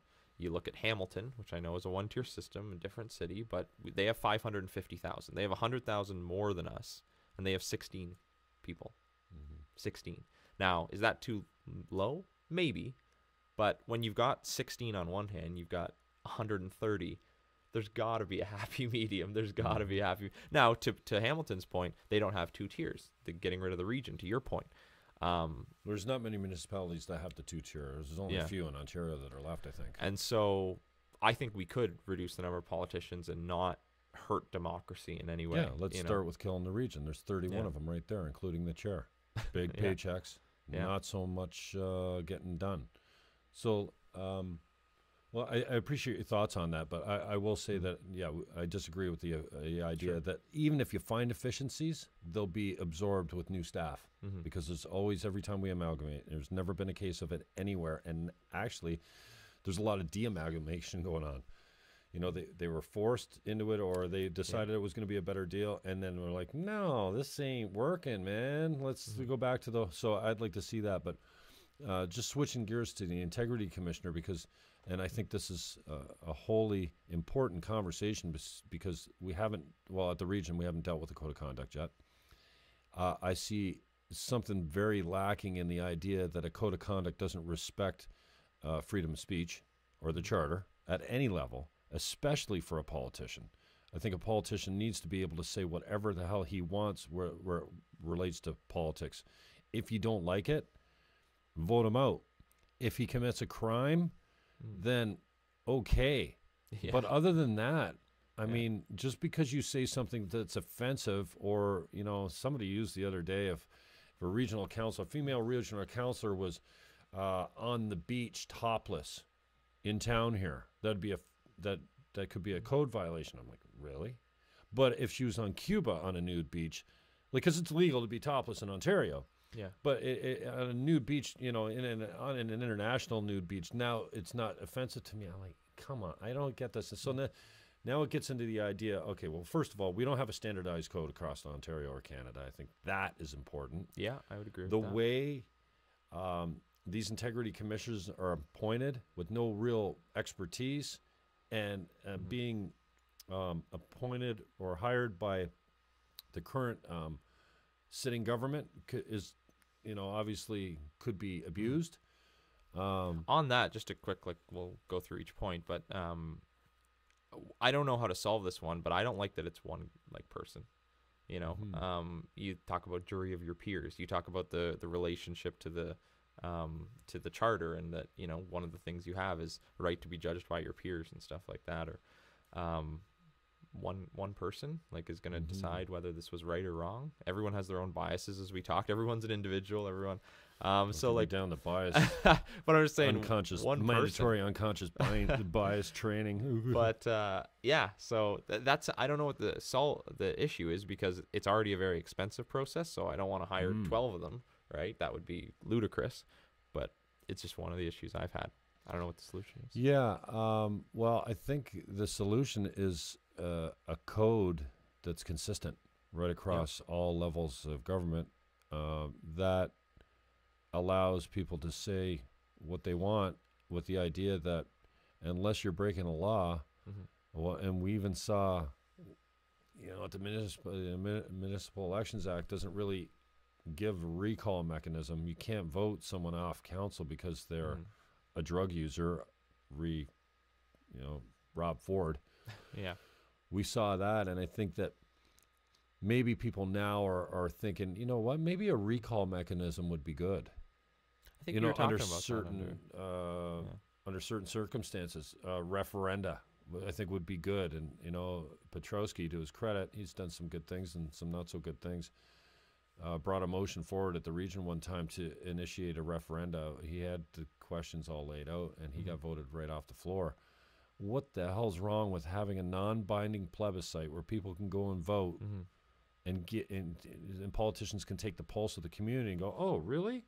Everyone wants a one Niagara? Well, maybe we should be talking about that. The problem is no one wants a freaking one Niagara except the big business guys, and with the idea that they're going to save money or what, blah, blah, blah. Or there's too many politicians. I personally think the more politicians, the better access I have to them. So if I don't call, if Jenny Stevens is busy, what's his name? We'll pick up the phone maybe. Haywood. Haywood, yeah. Who I don't know either, but kind of is a hero for me from the standpoint that he switched his vote on that double direct thing, and he killed it. And I was on 12 agendas to go speak at it all across the region to make sure it didn't happen. And so I'm glad he did that because I don't know him. But so the code is a problem. The code's going to come back before regional council. But when Petrowski said, well, I'm going to challenge the constitutionality of the code, I'm like, yeah, let's do this, because you've got all these codes all over the place that say different things. And there's an idea that, no, you're 24/7 counselor. And it doesn't matter where you go topless or whose basement you're watching football in when you make an inappropriate remark or you do something inappropriate, that can be all dragged up before the integrity commissioner and waste all this money with the idea that there's really no teeth in a punishment. I mean, they screwed up the punishment so bad on Petrowski, it was unreal. Like, he seemed to comply with the sensitivity and the apology and all this kind of stuff, but they really have no mandate to make him do anything, including coming to his seat. Maybe they can kick him off committees, but I kind of hold the line that, no, if you don't like it, vote me out. And unless I've done something, well, even then, even if you've done something criminal, I don't know that there's a mechanism to get someone off council. But this whole idea that we have to clean up the code of conduct, and we need a process that respects the charter as far as the integrity commissioner goes. And this integrity commissioner, we talked briefly just before we went on air here about you being the subject of integrity complaints. And so, tell me a little bit about that experience and the frustration of, one, not being able to face your accuser. You actually don't even have a copy of the complaint. You don't get to speak to the guy that renders the decision until after his decision's rendered. So jurisprudence goes right out the freaking window. And this is, again, like freedom of speech, one of our fundamentally most important core principles. And we're like, nah, that's fine. So, and now being used as a political tool, right? So someone gets pissed off with Mike Britton, or, okay, I'll file a complaint. I mean, we even have bodies that aren't eligible to file complaints under the system, i.e. Town of Pelham. They're not a person. Well, that's That's out of order right off the bat. I had never considered that, because one of the complaints that was filed against me was from Jeff Birch, who's the director of the executive director of the Folk Arts Multicultural Center.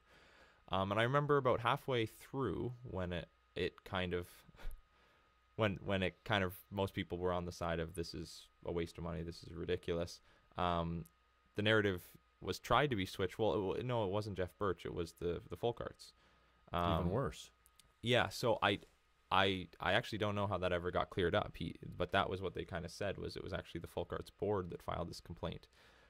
Just to give some background, I should have led with this, is the Folk Arts gets a grant from the city for their festival each year under the Grants and Festivals program, and they come to council and they tell us what they're going to use the money for, right? It's kind of the, hey, tell us what you're doing with the taxpayers' dollars, right?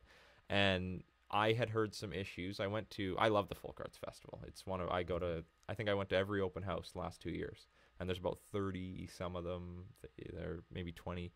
And they're different cultural societies. The Polish community, the Armenian community, the Ukrainian community all have their open houses in there, and they're just wonderful. But there were some issues, like I don't need to get into the weeds, but I heard from some of the cultural communities that there were some issues with the festival. They were worried about some concerns, and as a representative, I asked these questions, right? Just like I did last night with the NPCA. I don't know, you said you didn't watch, but I went, here's an email that I received with these concerns. And I asked them, right? they're not going to file at least I hope not, they're going to file an integrity commissioner complaint, because they were harsh questions. Like, I asked them, this was the NPCA, like, somebody's saying you're not fulfilling your mandate because of this, this, and this. Like, I was pretty Bolton with them, and that's kind of what I was doing. I said, the cultural community has brought these concerns. Can you answer? And the allegation was that I bullied them by asking these questions, and so that was the integrity commissioner complaint, was bullying. Now there was a report. It went through the integrity commissioner just said it was completely politically driven. I was really surprised, because this is a lawyer. His name was I think it was John Mascarin who did it. Yeah, it was John Mascarin. And he's a lawyer, and so usually lawyers are careful with their language, but he used qualifiers like it was totally unwarranted and completely, like it was really like strong language. The report's available online. We received it at council. It's open to the public. Now, he wrote that report without ever contacting me. But the reason given was that it never actually got to the investigative stage. It was that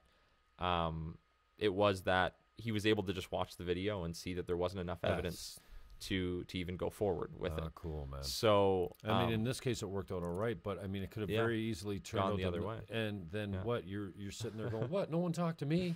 Yeah. And we got this decision that says I'm guilty of this, this, and this, and this, and I don't even get to. And if I stand up in council once like Andy, right? If I stand up in council once it's out there, well, I'm going to fight the expert, right? Like, that's the $400 an hour guy. That looks pretty bad, right? So, it was a bit of a weird process to go through. The other integrity commissioner complaint, the complainant withdrew, I think, once they found that they didn't have enough evidence. But they withdrew it, so that never went all the way through the steps. But so I'm intimate with the process and the lack thereof, to be honest.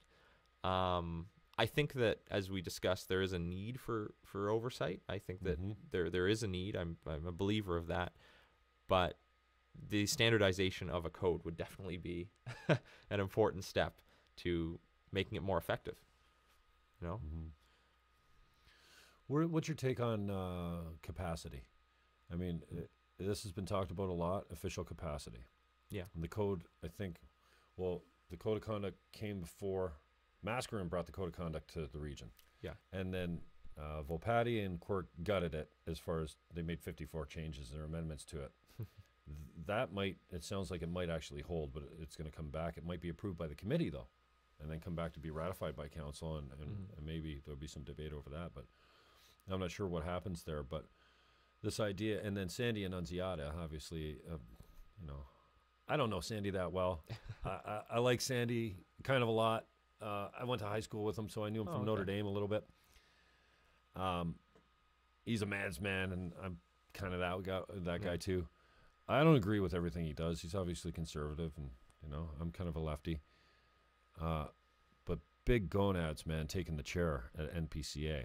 And I think Timms was smart to get the fuck out of the way, because, he probably wants to be reelected again.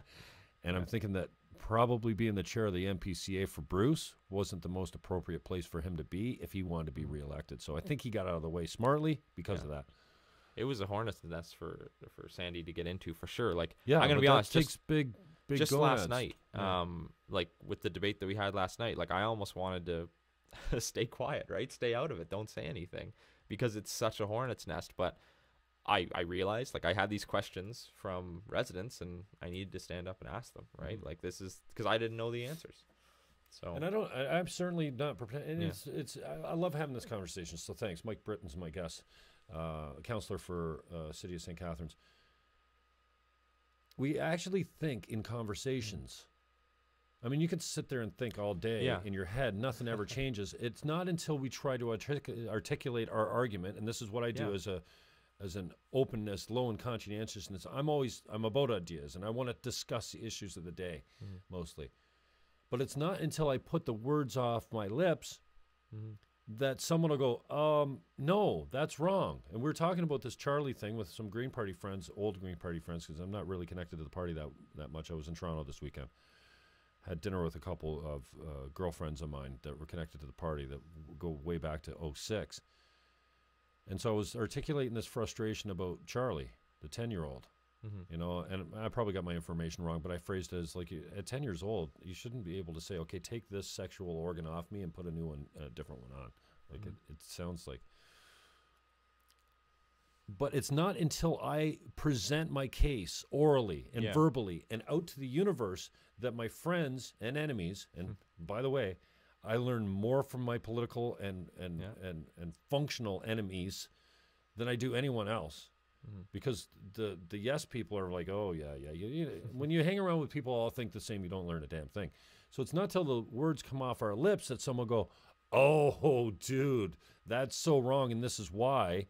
And then you soften your position on it. It's like, that idea is dead now. Rather than me dying, when, you know, I put the words out there, the idea either lives on and you're validated that you feel right, incorrectly or not, and then if you're off base, you get shut down right away. So this is, again, goes back to, you know, and we started talking about Sandy in the official capacity, this idea that he's driving to CFRB every week in Toronto and claiming, I don't know, $150 in mileage or something like that, right? And everyone's drinking the Kool-Aid on this thing. And I'm not a Sandy Annunziata honk. You know, he's not my best friend. Never had a beer with the guy. It's just like you. I mean, I talk to people in politics. I can disagree respectfully and then go for a beer, but I mean, Sandy's not a friend of mine. So I reached out to him and said, like, what's this deal all about? Well, it's $4,000. Well, how many times you going up there every week? Well, so what's that, like 40, 45 weeks if you take out the holidays? Yeah, something like that. And I go, and they announce you as counselor. Oh, yeah, every break. Every going out, every extra, they've done, and I'm sitting with Sandy Annunziata, elected councillor in Niagara Region. I don't get the problem. Well, he's not in official capacity, and again, I'm beating around the bush and going long-winded here. It's my style. Is that a legitimate expense? Well, damn straight it is to me. I'm the only guy that I know, well, that has said publicly, it's a good deal, man, $4,000. $4,000. Have you seen 1010's rates? Like, they're probably $100 a 30-second commercial, or 70 at least. I mean, here in town, I think I paid 50. And maybe you can get a good deal if you buy more. But 1010, their rates are astronomical, I would think. So, and Sandy's giving us some exposure. Maybe they're not talking about local issues, but nobody even talks local issues on our local talk station. Like, duh. They talk to roundtables. And, oh, don't get me started on the round table. But, okay, so I came out and I said, you know what? I think it's a good deal. Because at $4,000, if he had 40 appearances, that's got to be 1,000 mentions. 1,000 mentions in going into the show, into the commercial, out of the commercial, at the beginning of the show, the promo for the show, the Facebook page of the show, you know, Agar's tweets and stuff like that. It's always Sandy, Niagara Region. So I think it's a good deal. But it really brought to light this idea of official capacity. So I'm interested on your take of when you're a counselor, when you're not a counselor. Because let's face it, some of our integrity meters are off. Some of us don't really get when we're acting. Our conscience is maybe a little bit conscious. What is it? Our conscience? Conscience. Sometimes isn't going, that's inappropriate. Some people don't have that as much as others do. I kind of feel like if you live by your conscience, you're going to be okay. Yeah. But, you know, there's very few psychopaths out there that, you know, don't have a conscience. But you can't count on everyone for that. So then it comes back to the code of conduct. And then the code brings in the integrity commissioner. And how much time and money this is eaten up. Now, everyone's pissed off about this $44,000, you know, that Andy brought forward for a cost of, I think he was suing the region to stand up for his democratic right. That didn't go so well. But the tweets that brought his integrity commissioner complaints were out there for a year. Yeah. At least for months and months and months. They were there sitting there. Anyone could have looked at it and got offended. And it wasn't until this political movement that said, okay, let's go get them. We'll pull up this and we'll pull up that and we'll pull up this, and some in the media, some in council, some in different districts. All of a sudden, you know how much that one integrity complaint against Andy cost the taxpayers? $25,000. Wow. Because Mascarin is talking to people. Hi, I want to call and talk about Andy offended me. Oh, go on. He talks for 2 hours. That's $800, $900. Yeah. Ding, ding, ding, ding. Like, I don't get it. So, yeah, I appreciate your thoughts on this idea of, you said watching football in the basement of my friend's house. Yeah. Andy talks about being on a fishing boat up north. An activist here in town here was talking about, a certain councillor going topless on a beach, how that was inappropriate. Really? In Ontario? Yeah. So I think that there's two parts to this, and one is the 24 or your official capacity, and the other part is what the code dictates. I tend to fall on the side of you are kind of on the clock more often than not. To be honest, 24/7. I fall on that side of that spectrum. And I think it's because you're expected to, you're held to a higher regard as a politician. My classics background reminds me of, there's a quote Caesar said, Caesar's wife has to be above reproach, right? Even his family has to be, the perfect, it has optics, right? So there's a story back, and he divorced one of his wives because there was an implication that she was sleeping around. She wasn't. He knew she wasn't. But he divorced her because of the implication. Caesar's wife has to be above reproach. So obviously that's 2,000 years ago, not, but that idea that politicians are held to a higher regard, I believe in that. I do. That said, then there is what you were talking about, which is freedom of speech, which is they can be held to a higher regard, but they can also speak their mind, right? They shouldn't be attacked for going to church. I think Selena Volpatti made that point during the code discussions at the region. She said, I'm Catholic. I go, to church, and my church believes in X, Y, and Z. I shouldn't have to defend that, right, in a political court of law, because this is my beliefs. And I was like, yeah, that's a fair point. So I feel like it's the issue with the code. So yes, I would say you're on more often than not. But I don't think the code should be attacking personality traits, in that sense, the belief structure. Mm-hmm. As we talked about earlier with my integrity complaints, I believe that there needs to be an oversight body, but it needs to be far better regulated. And actually, I'm going to get into a different issue here a little bit, but when the first things about the tweets and Andy Petrowski came up, I actually asked my city council for a review of our code of conduct. So that's something that should be coming back anytime now, because that was over 2 years ago. We have an issue with backlogs and reports and stuff like that. So, I asked for that almost immediately after. I didn't really get any press or anything. We didn't strike a committee, but we're looking at reviewing ours and making sure that it does follow guidelines. I don't think I mentioned follow the charter or anything like that. Well, I think you need this. I think the code of conduct needs to be measured to the charter, and it needs to be nationwide. I think that municipal governments all over the place are having a frustration with what do you do with a Rob Ford when he goes rogue? Yeah. Short of being incarcerated, there's no real function to get. So do we need a recall mechanism? But I just want to touch on this important issue too, because I think it's outrageous that if you're a Christian and your belief is traditional marriage, that doesn't automatically make you a hate-filled homophobe. Yeah. If you're pro-life, doesn't mean automatically you hate women. This is what the left is spewing these days, and this is why I'm so turned off with it. We have a pro-life demonstration at the corner of Martindale and 4th Ave. They got their really graphic signs, and I'm not down with that, but there's certain freedom of speech in that, too.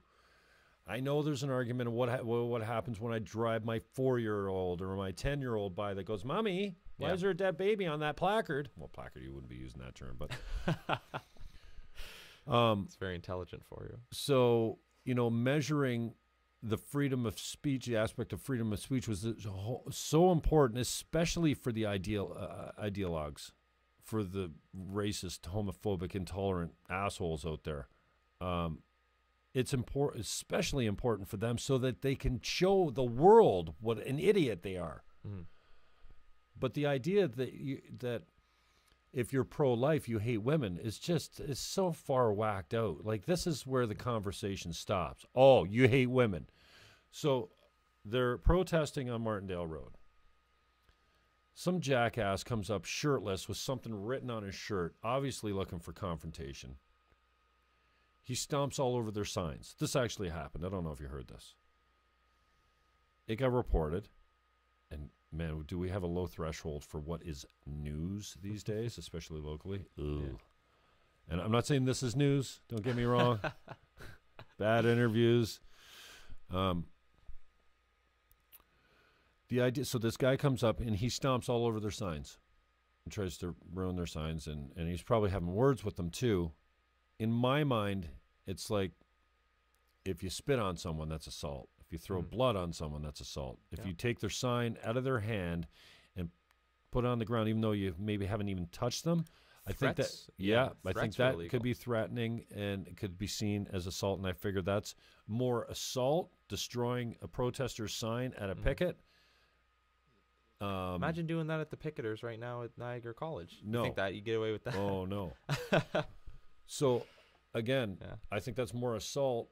So then, on social media, one of my favorite left-wing wackos who's like, diversity everywhere, equality everywhere, quotas. Like, come on, man. We can't legislate diversity and equality. We're not freaking equal for the first part, and let's talk about why, both with races and sexes. So he says, more of this. I'm like, more of what? Assault? Mm-hmm. Yeah. I'm like, dude, assault over free speech. Got it. And so I hate women because I'm pro-life. I'm not pro-life. But because I came out in that argument in favor of the guy that was the people that were demonstrating, not the guy that was assaulting them, now I hate women.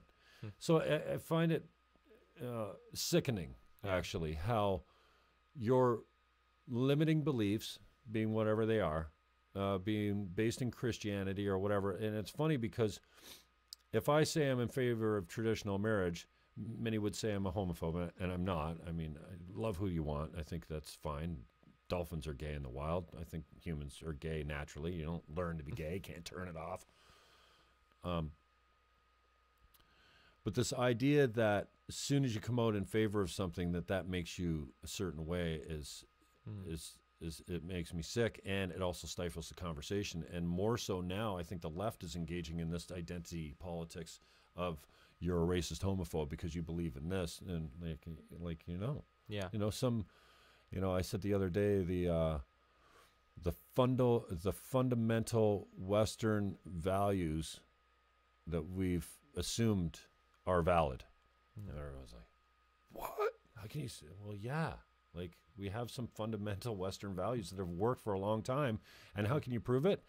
Well, people want to come to these countries, North America. They want to live here for what reason? Because our assumptions about society and civilization have worked and are still working hundreds and hundreds of years and sometimes thousands of years. Well, and if you want to see where those are based, I know in the States, there's the one nation under God, of course. But in our charter, we have the same thing, right? Our national anthem.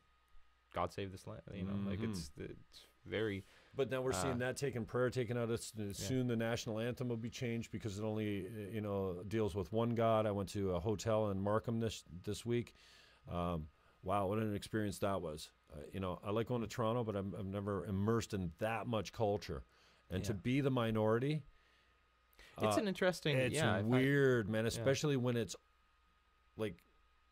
If I go to Harlem, I guess, you expect everyone to be black around you. But in Canada, like when I walk into McDonald's and I'm the only white guy there and everyone's Asian or Chinese, I'm like, wow, this is weird. It's a learning experience.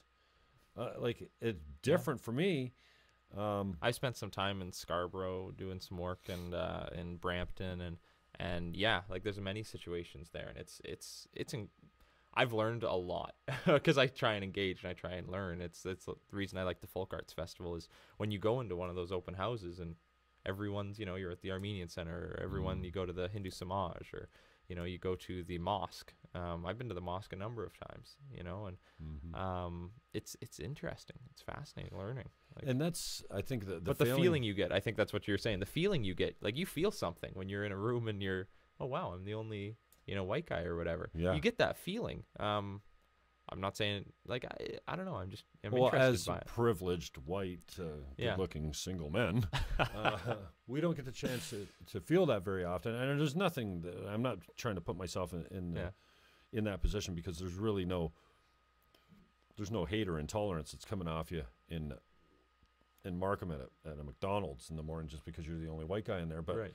in the room, Courtyard Marriott, there was a Holy Bible and a Book of Mormon in the drawer. I'm like, what? Oh, wow. I've never seen another religious book, and this is Yeah. another failing.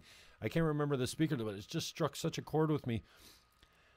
You know, universities are failing us, and I think they're about to change for the better rapidly soon. Knowledge is everywhere. We can watch university lectures online for nothing. And I think a lot of that is where we'll be educated. And you have standardized tests. You want to watch all these things and go write the test, you should be able to get a degree. But what our learning, especially our higher learning institutions, but even in an elementary school, why don't we teach more world religions? Because if I don't understand what the Muslim creed is or what they believe in, then I can't have any respect for it. And if I just grew up Christian my whole life, even though, you know, I grew up Catholic and I consider like, is that Christian? Yes. This is the failing of our learning institutions is teach them all. Yeah.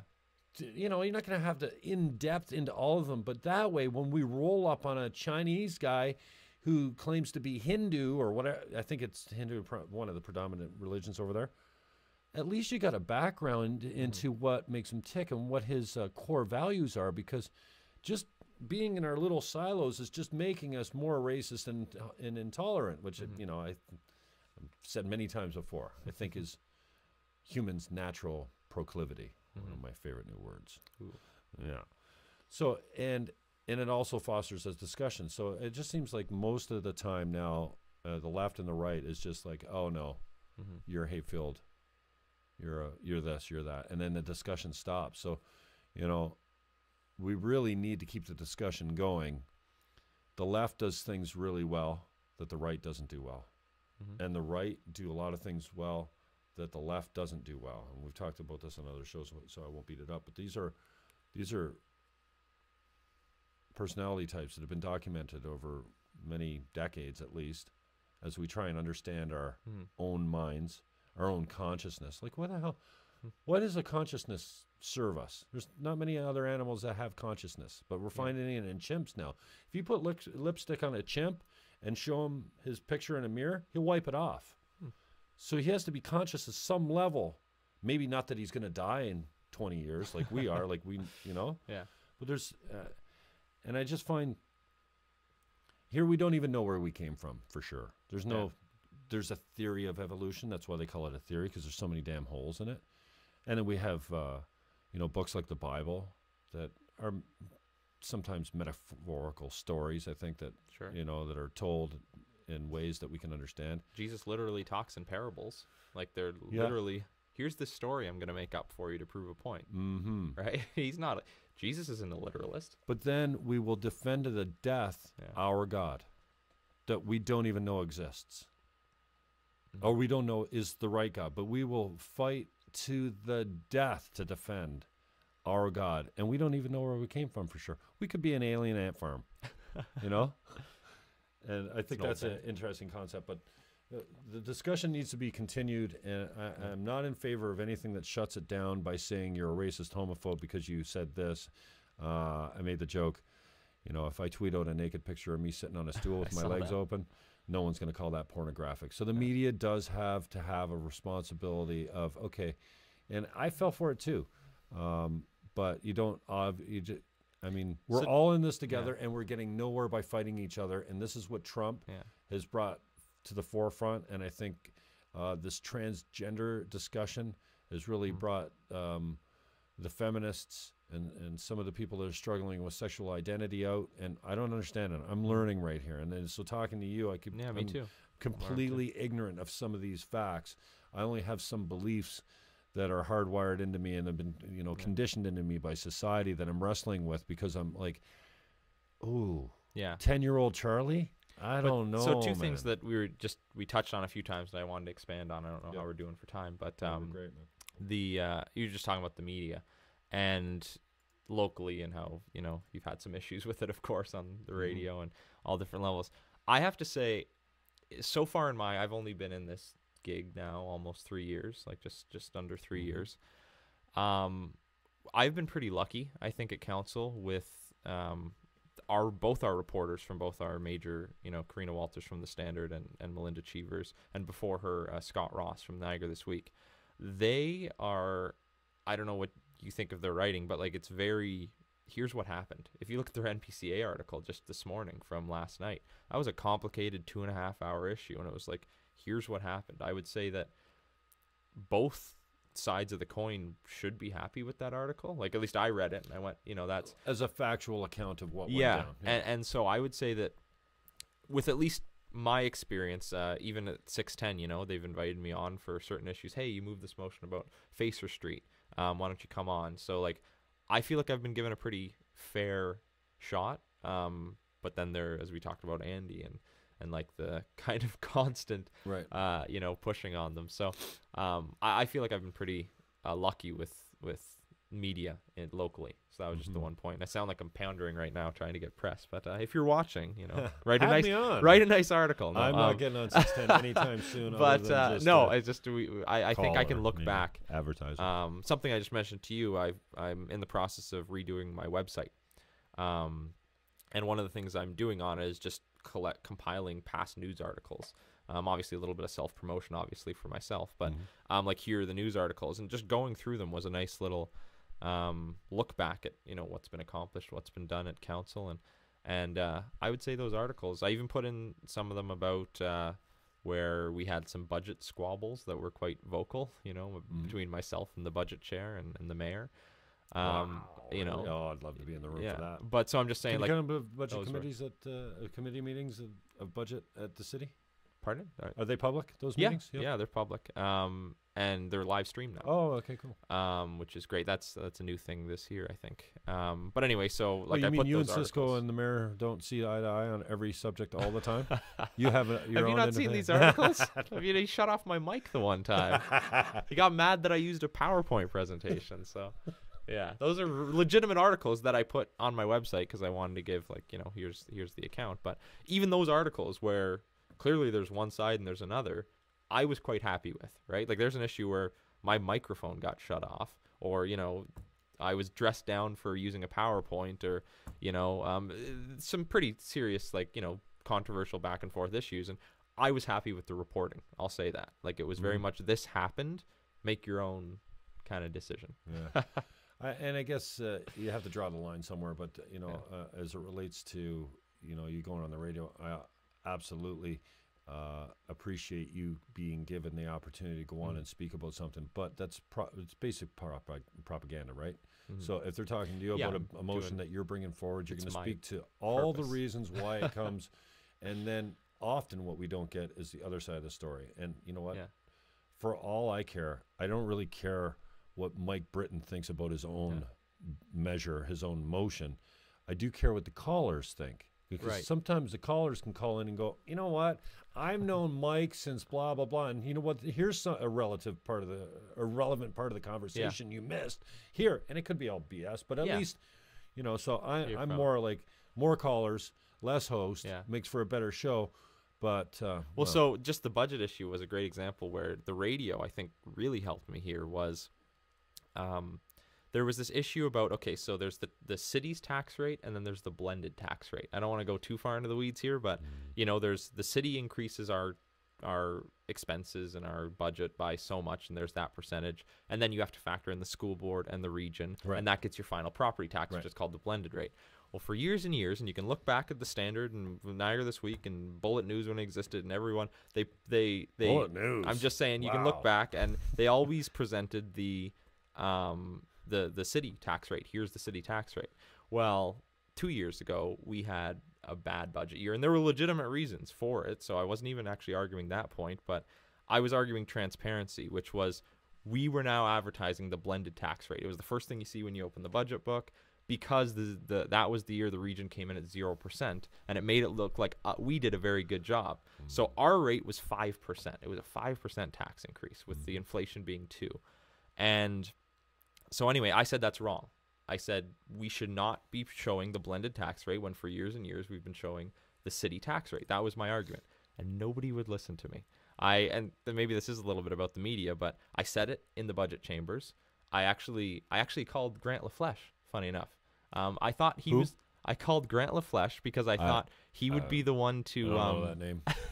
I thought he would be the one to want to like sink his teeth into the story, because I said it in budget chambers, nobody picked it up. I said it, again, nobody picked it up, and so I called Grant. And I thought he'd sink his teeth into this, and his response was simply, "Well, I don't cover St. Catharines City Council, so maybe talk to Karina." Right? That was his response, and it was funny because about a week later, after I did get press, he wrote an article on me, which was funny. But just to say, maybe Grant LaFlèche, did you say? Maybe he's just like an opinion.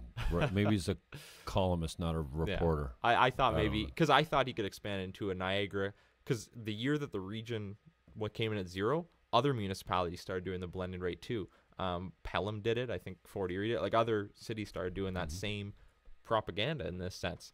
So anyway, after all this, and I wasn't getting any press, or I wasn't getting any knowledge on this, I wanted people to know it's 5%. Because how do you call your counselor and say, I'm not okay with 5%, if you don't hear the 5% number?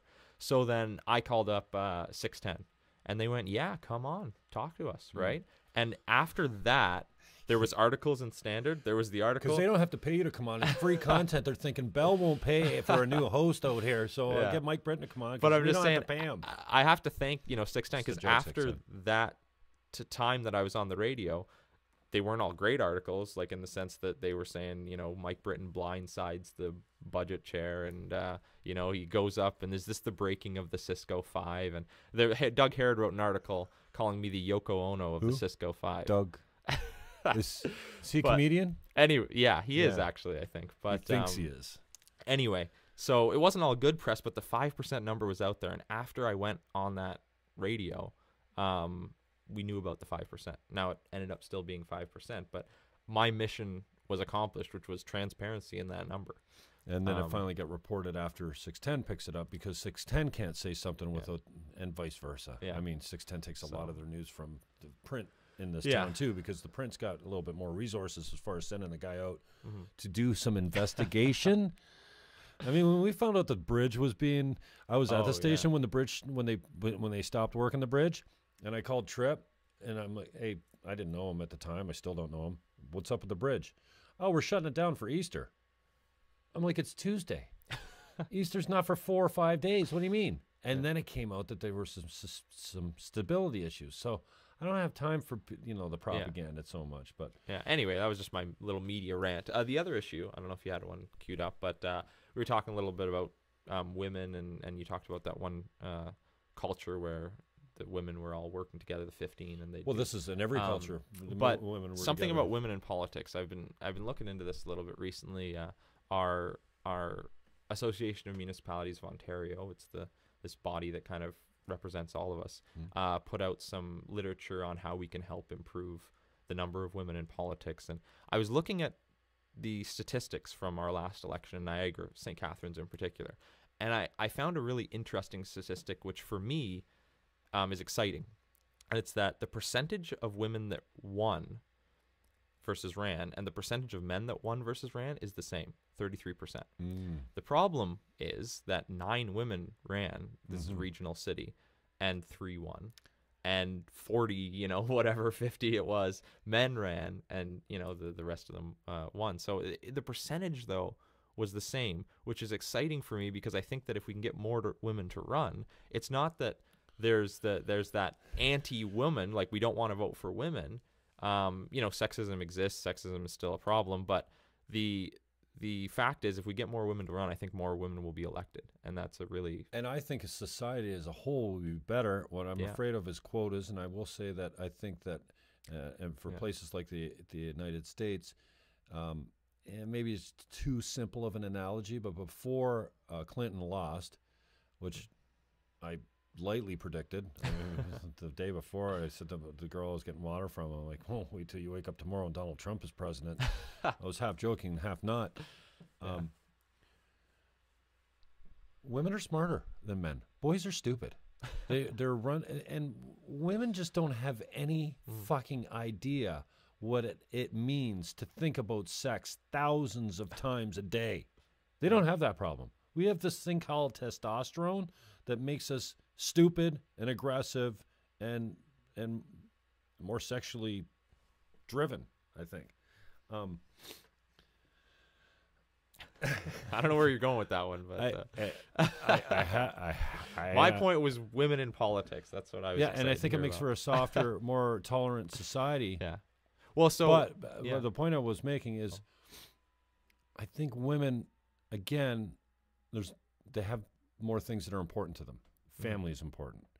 If you're a 30-year-old woman and you don't have a child right now, guess what your next most likely step in your life is going to be that you make consciously.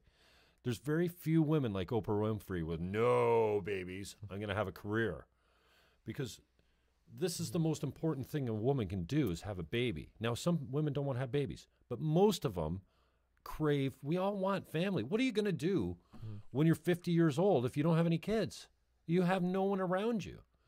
So I think women are emotionally more attentive to the fact that what's really important. I struggle with running for the region. I see the region as a place where I could possibly be elected for the first time, because I've always run green, and I've never really run to win. Right. You know, even running for mayor was just to make sure that I exposed Walter for who he was. I didn't want him to be elected and me sitting on the sidelines going, oh man, if I could have stopped that, you know. And my life didn't end when Walter was elected. And, you know, I have no problem with Walter personally if he wants to bury the hatchet, but for whatever reason, that's, you know, he doesn't see me as an ally or anybody that really cares about his community, or otherwise he would plug me in somehow. I struggle with running with the region because my mother from the other side, you know, she died 7 years ago. And I've been on boards, many boards before. And her take on it would be, why do you want to sit with these coconuts?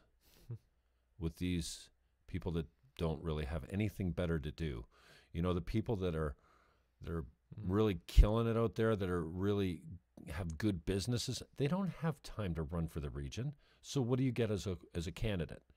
What do you get as a candidate for a potential election? Now, yeah, you're a young guy, and you know, you're putting your heart and soul into this, but most people have businesses and jobs, and they can't afford.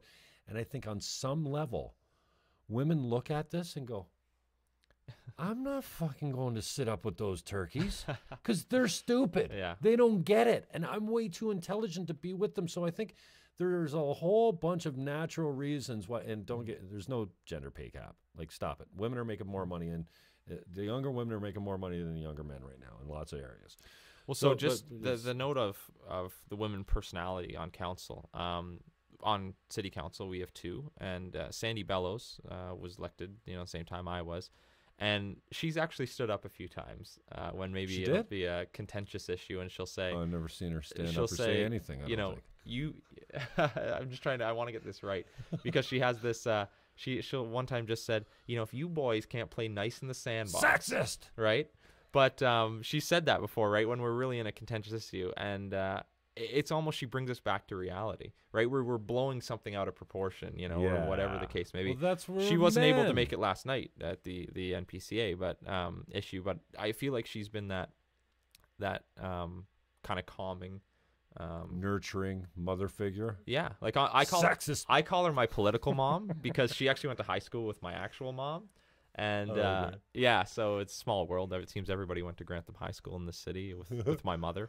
But anyway, so they're I think the same age or within 1 year. So when we go to events and whatever, she's my political mom. I'm the same age as her son. Yeah, it's kind of fun. We have a good relationship, and she definitely does bring that reason. Okay, it's 11:38. I got to get you out of here for a nooner, but just talk to me Yeah. about what's coming up. You got Buchanan House, dog park, picnic tables, first Oh, vote. yeah, lots of You stuff. want to hit any of that stuff?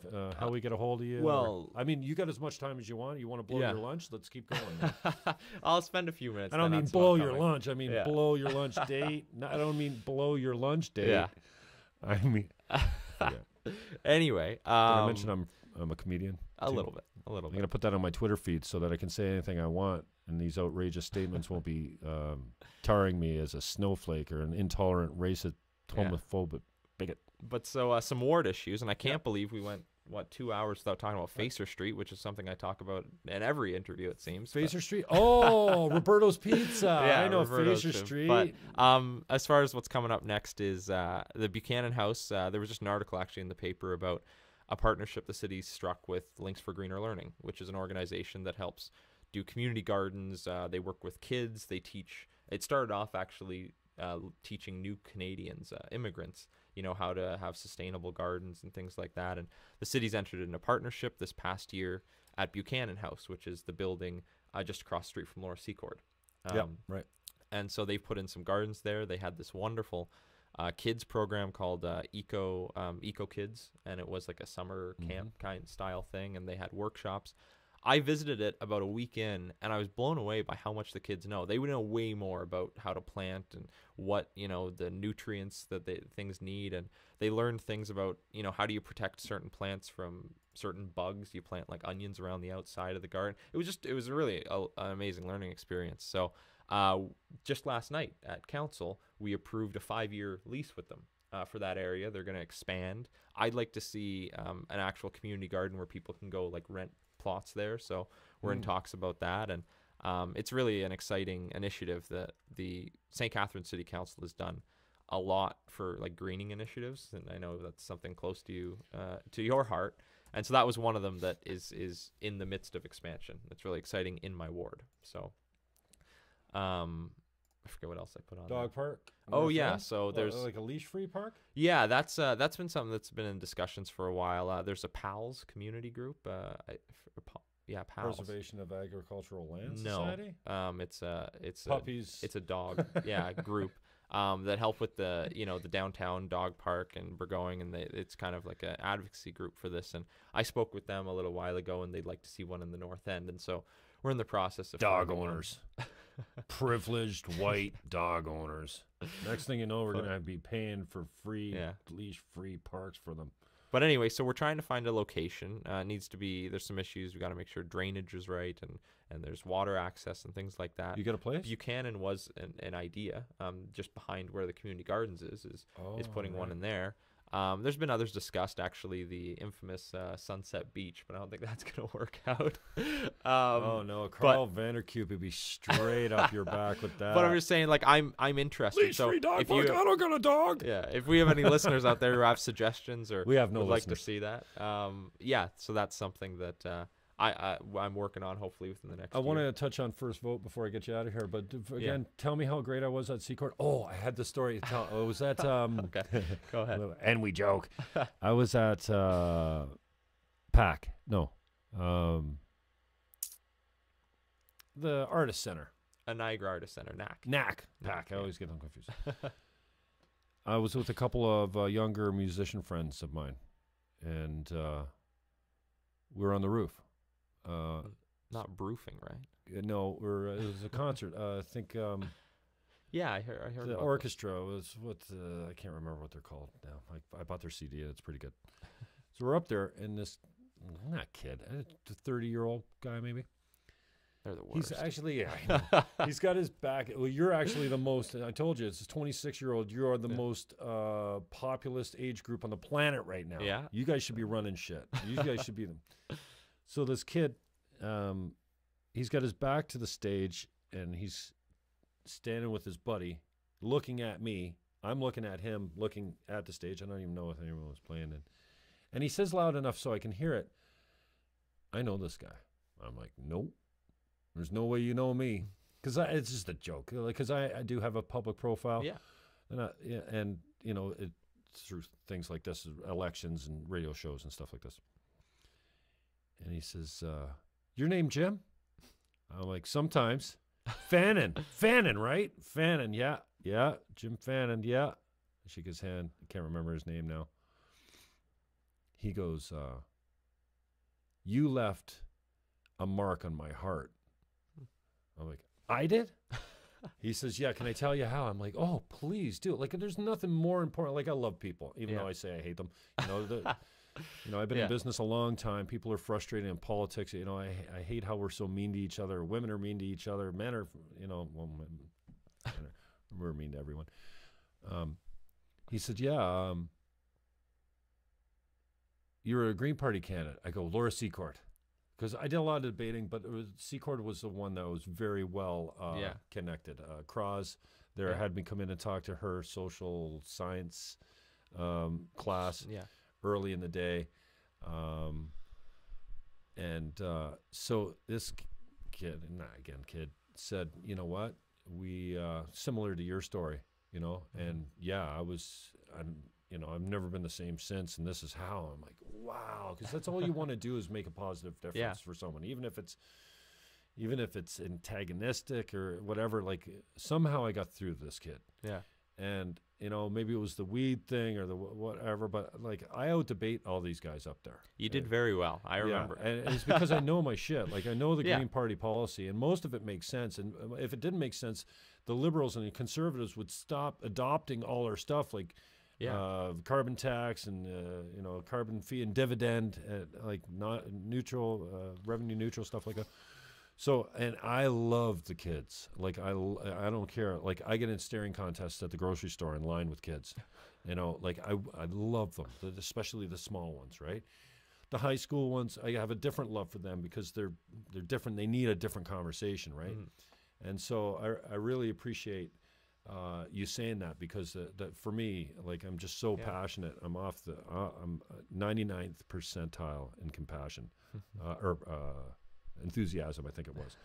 You should take the test. It's really good. So what's this, just before we get you out of here, First Vote? Yeah, so it's a project that kind of came out of the youth forum that the city of St. Catharines did for the first time.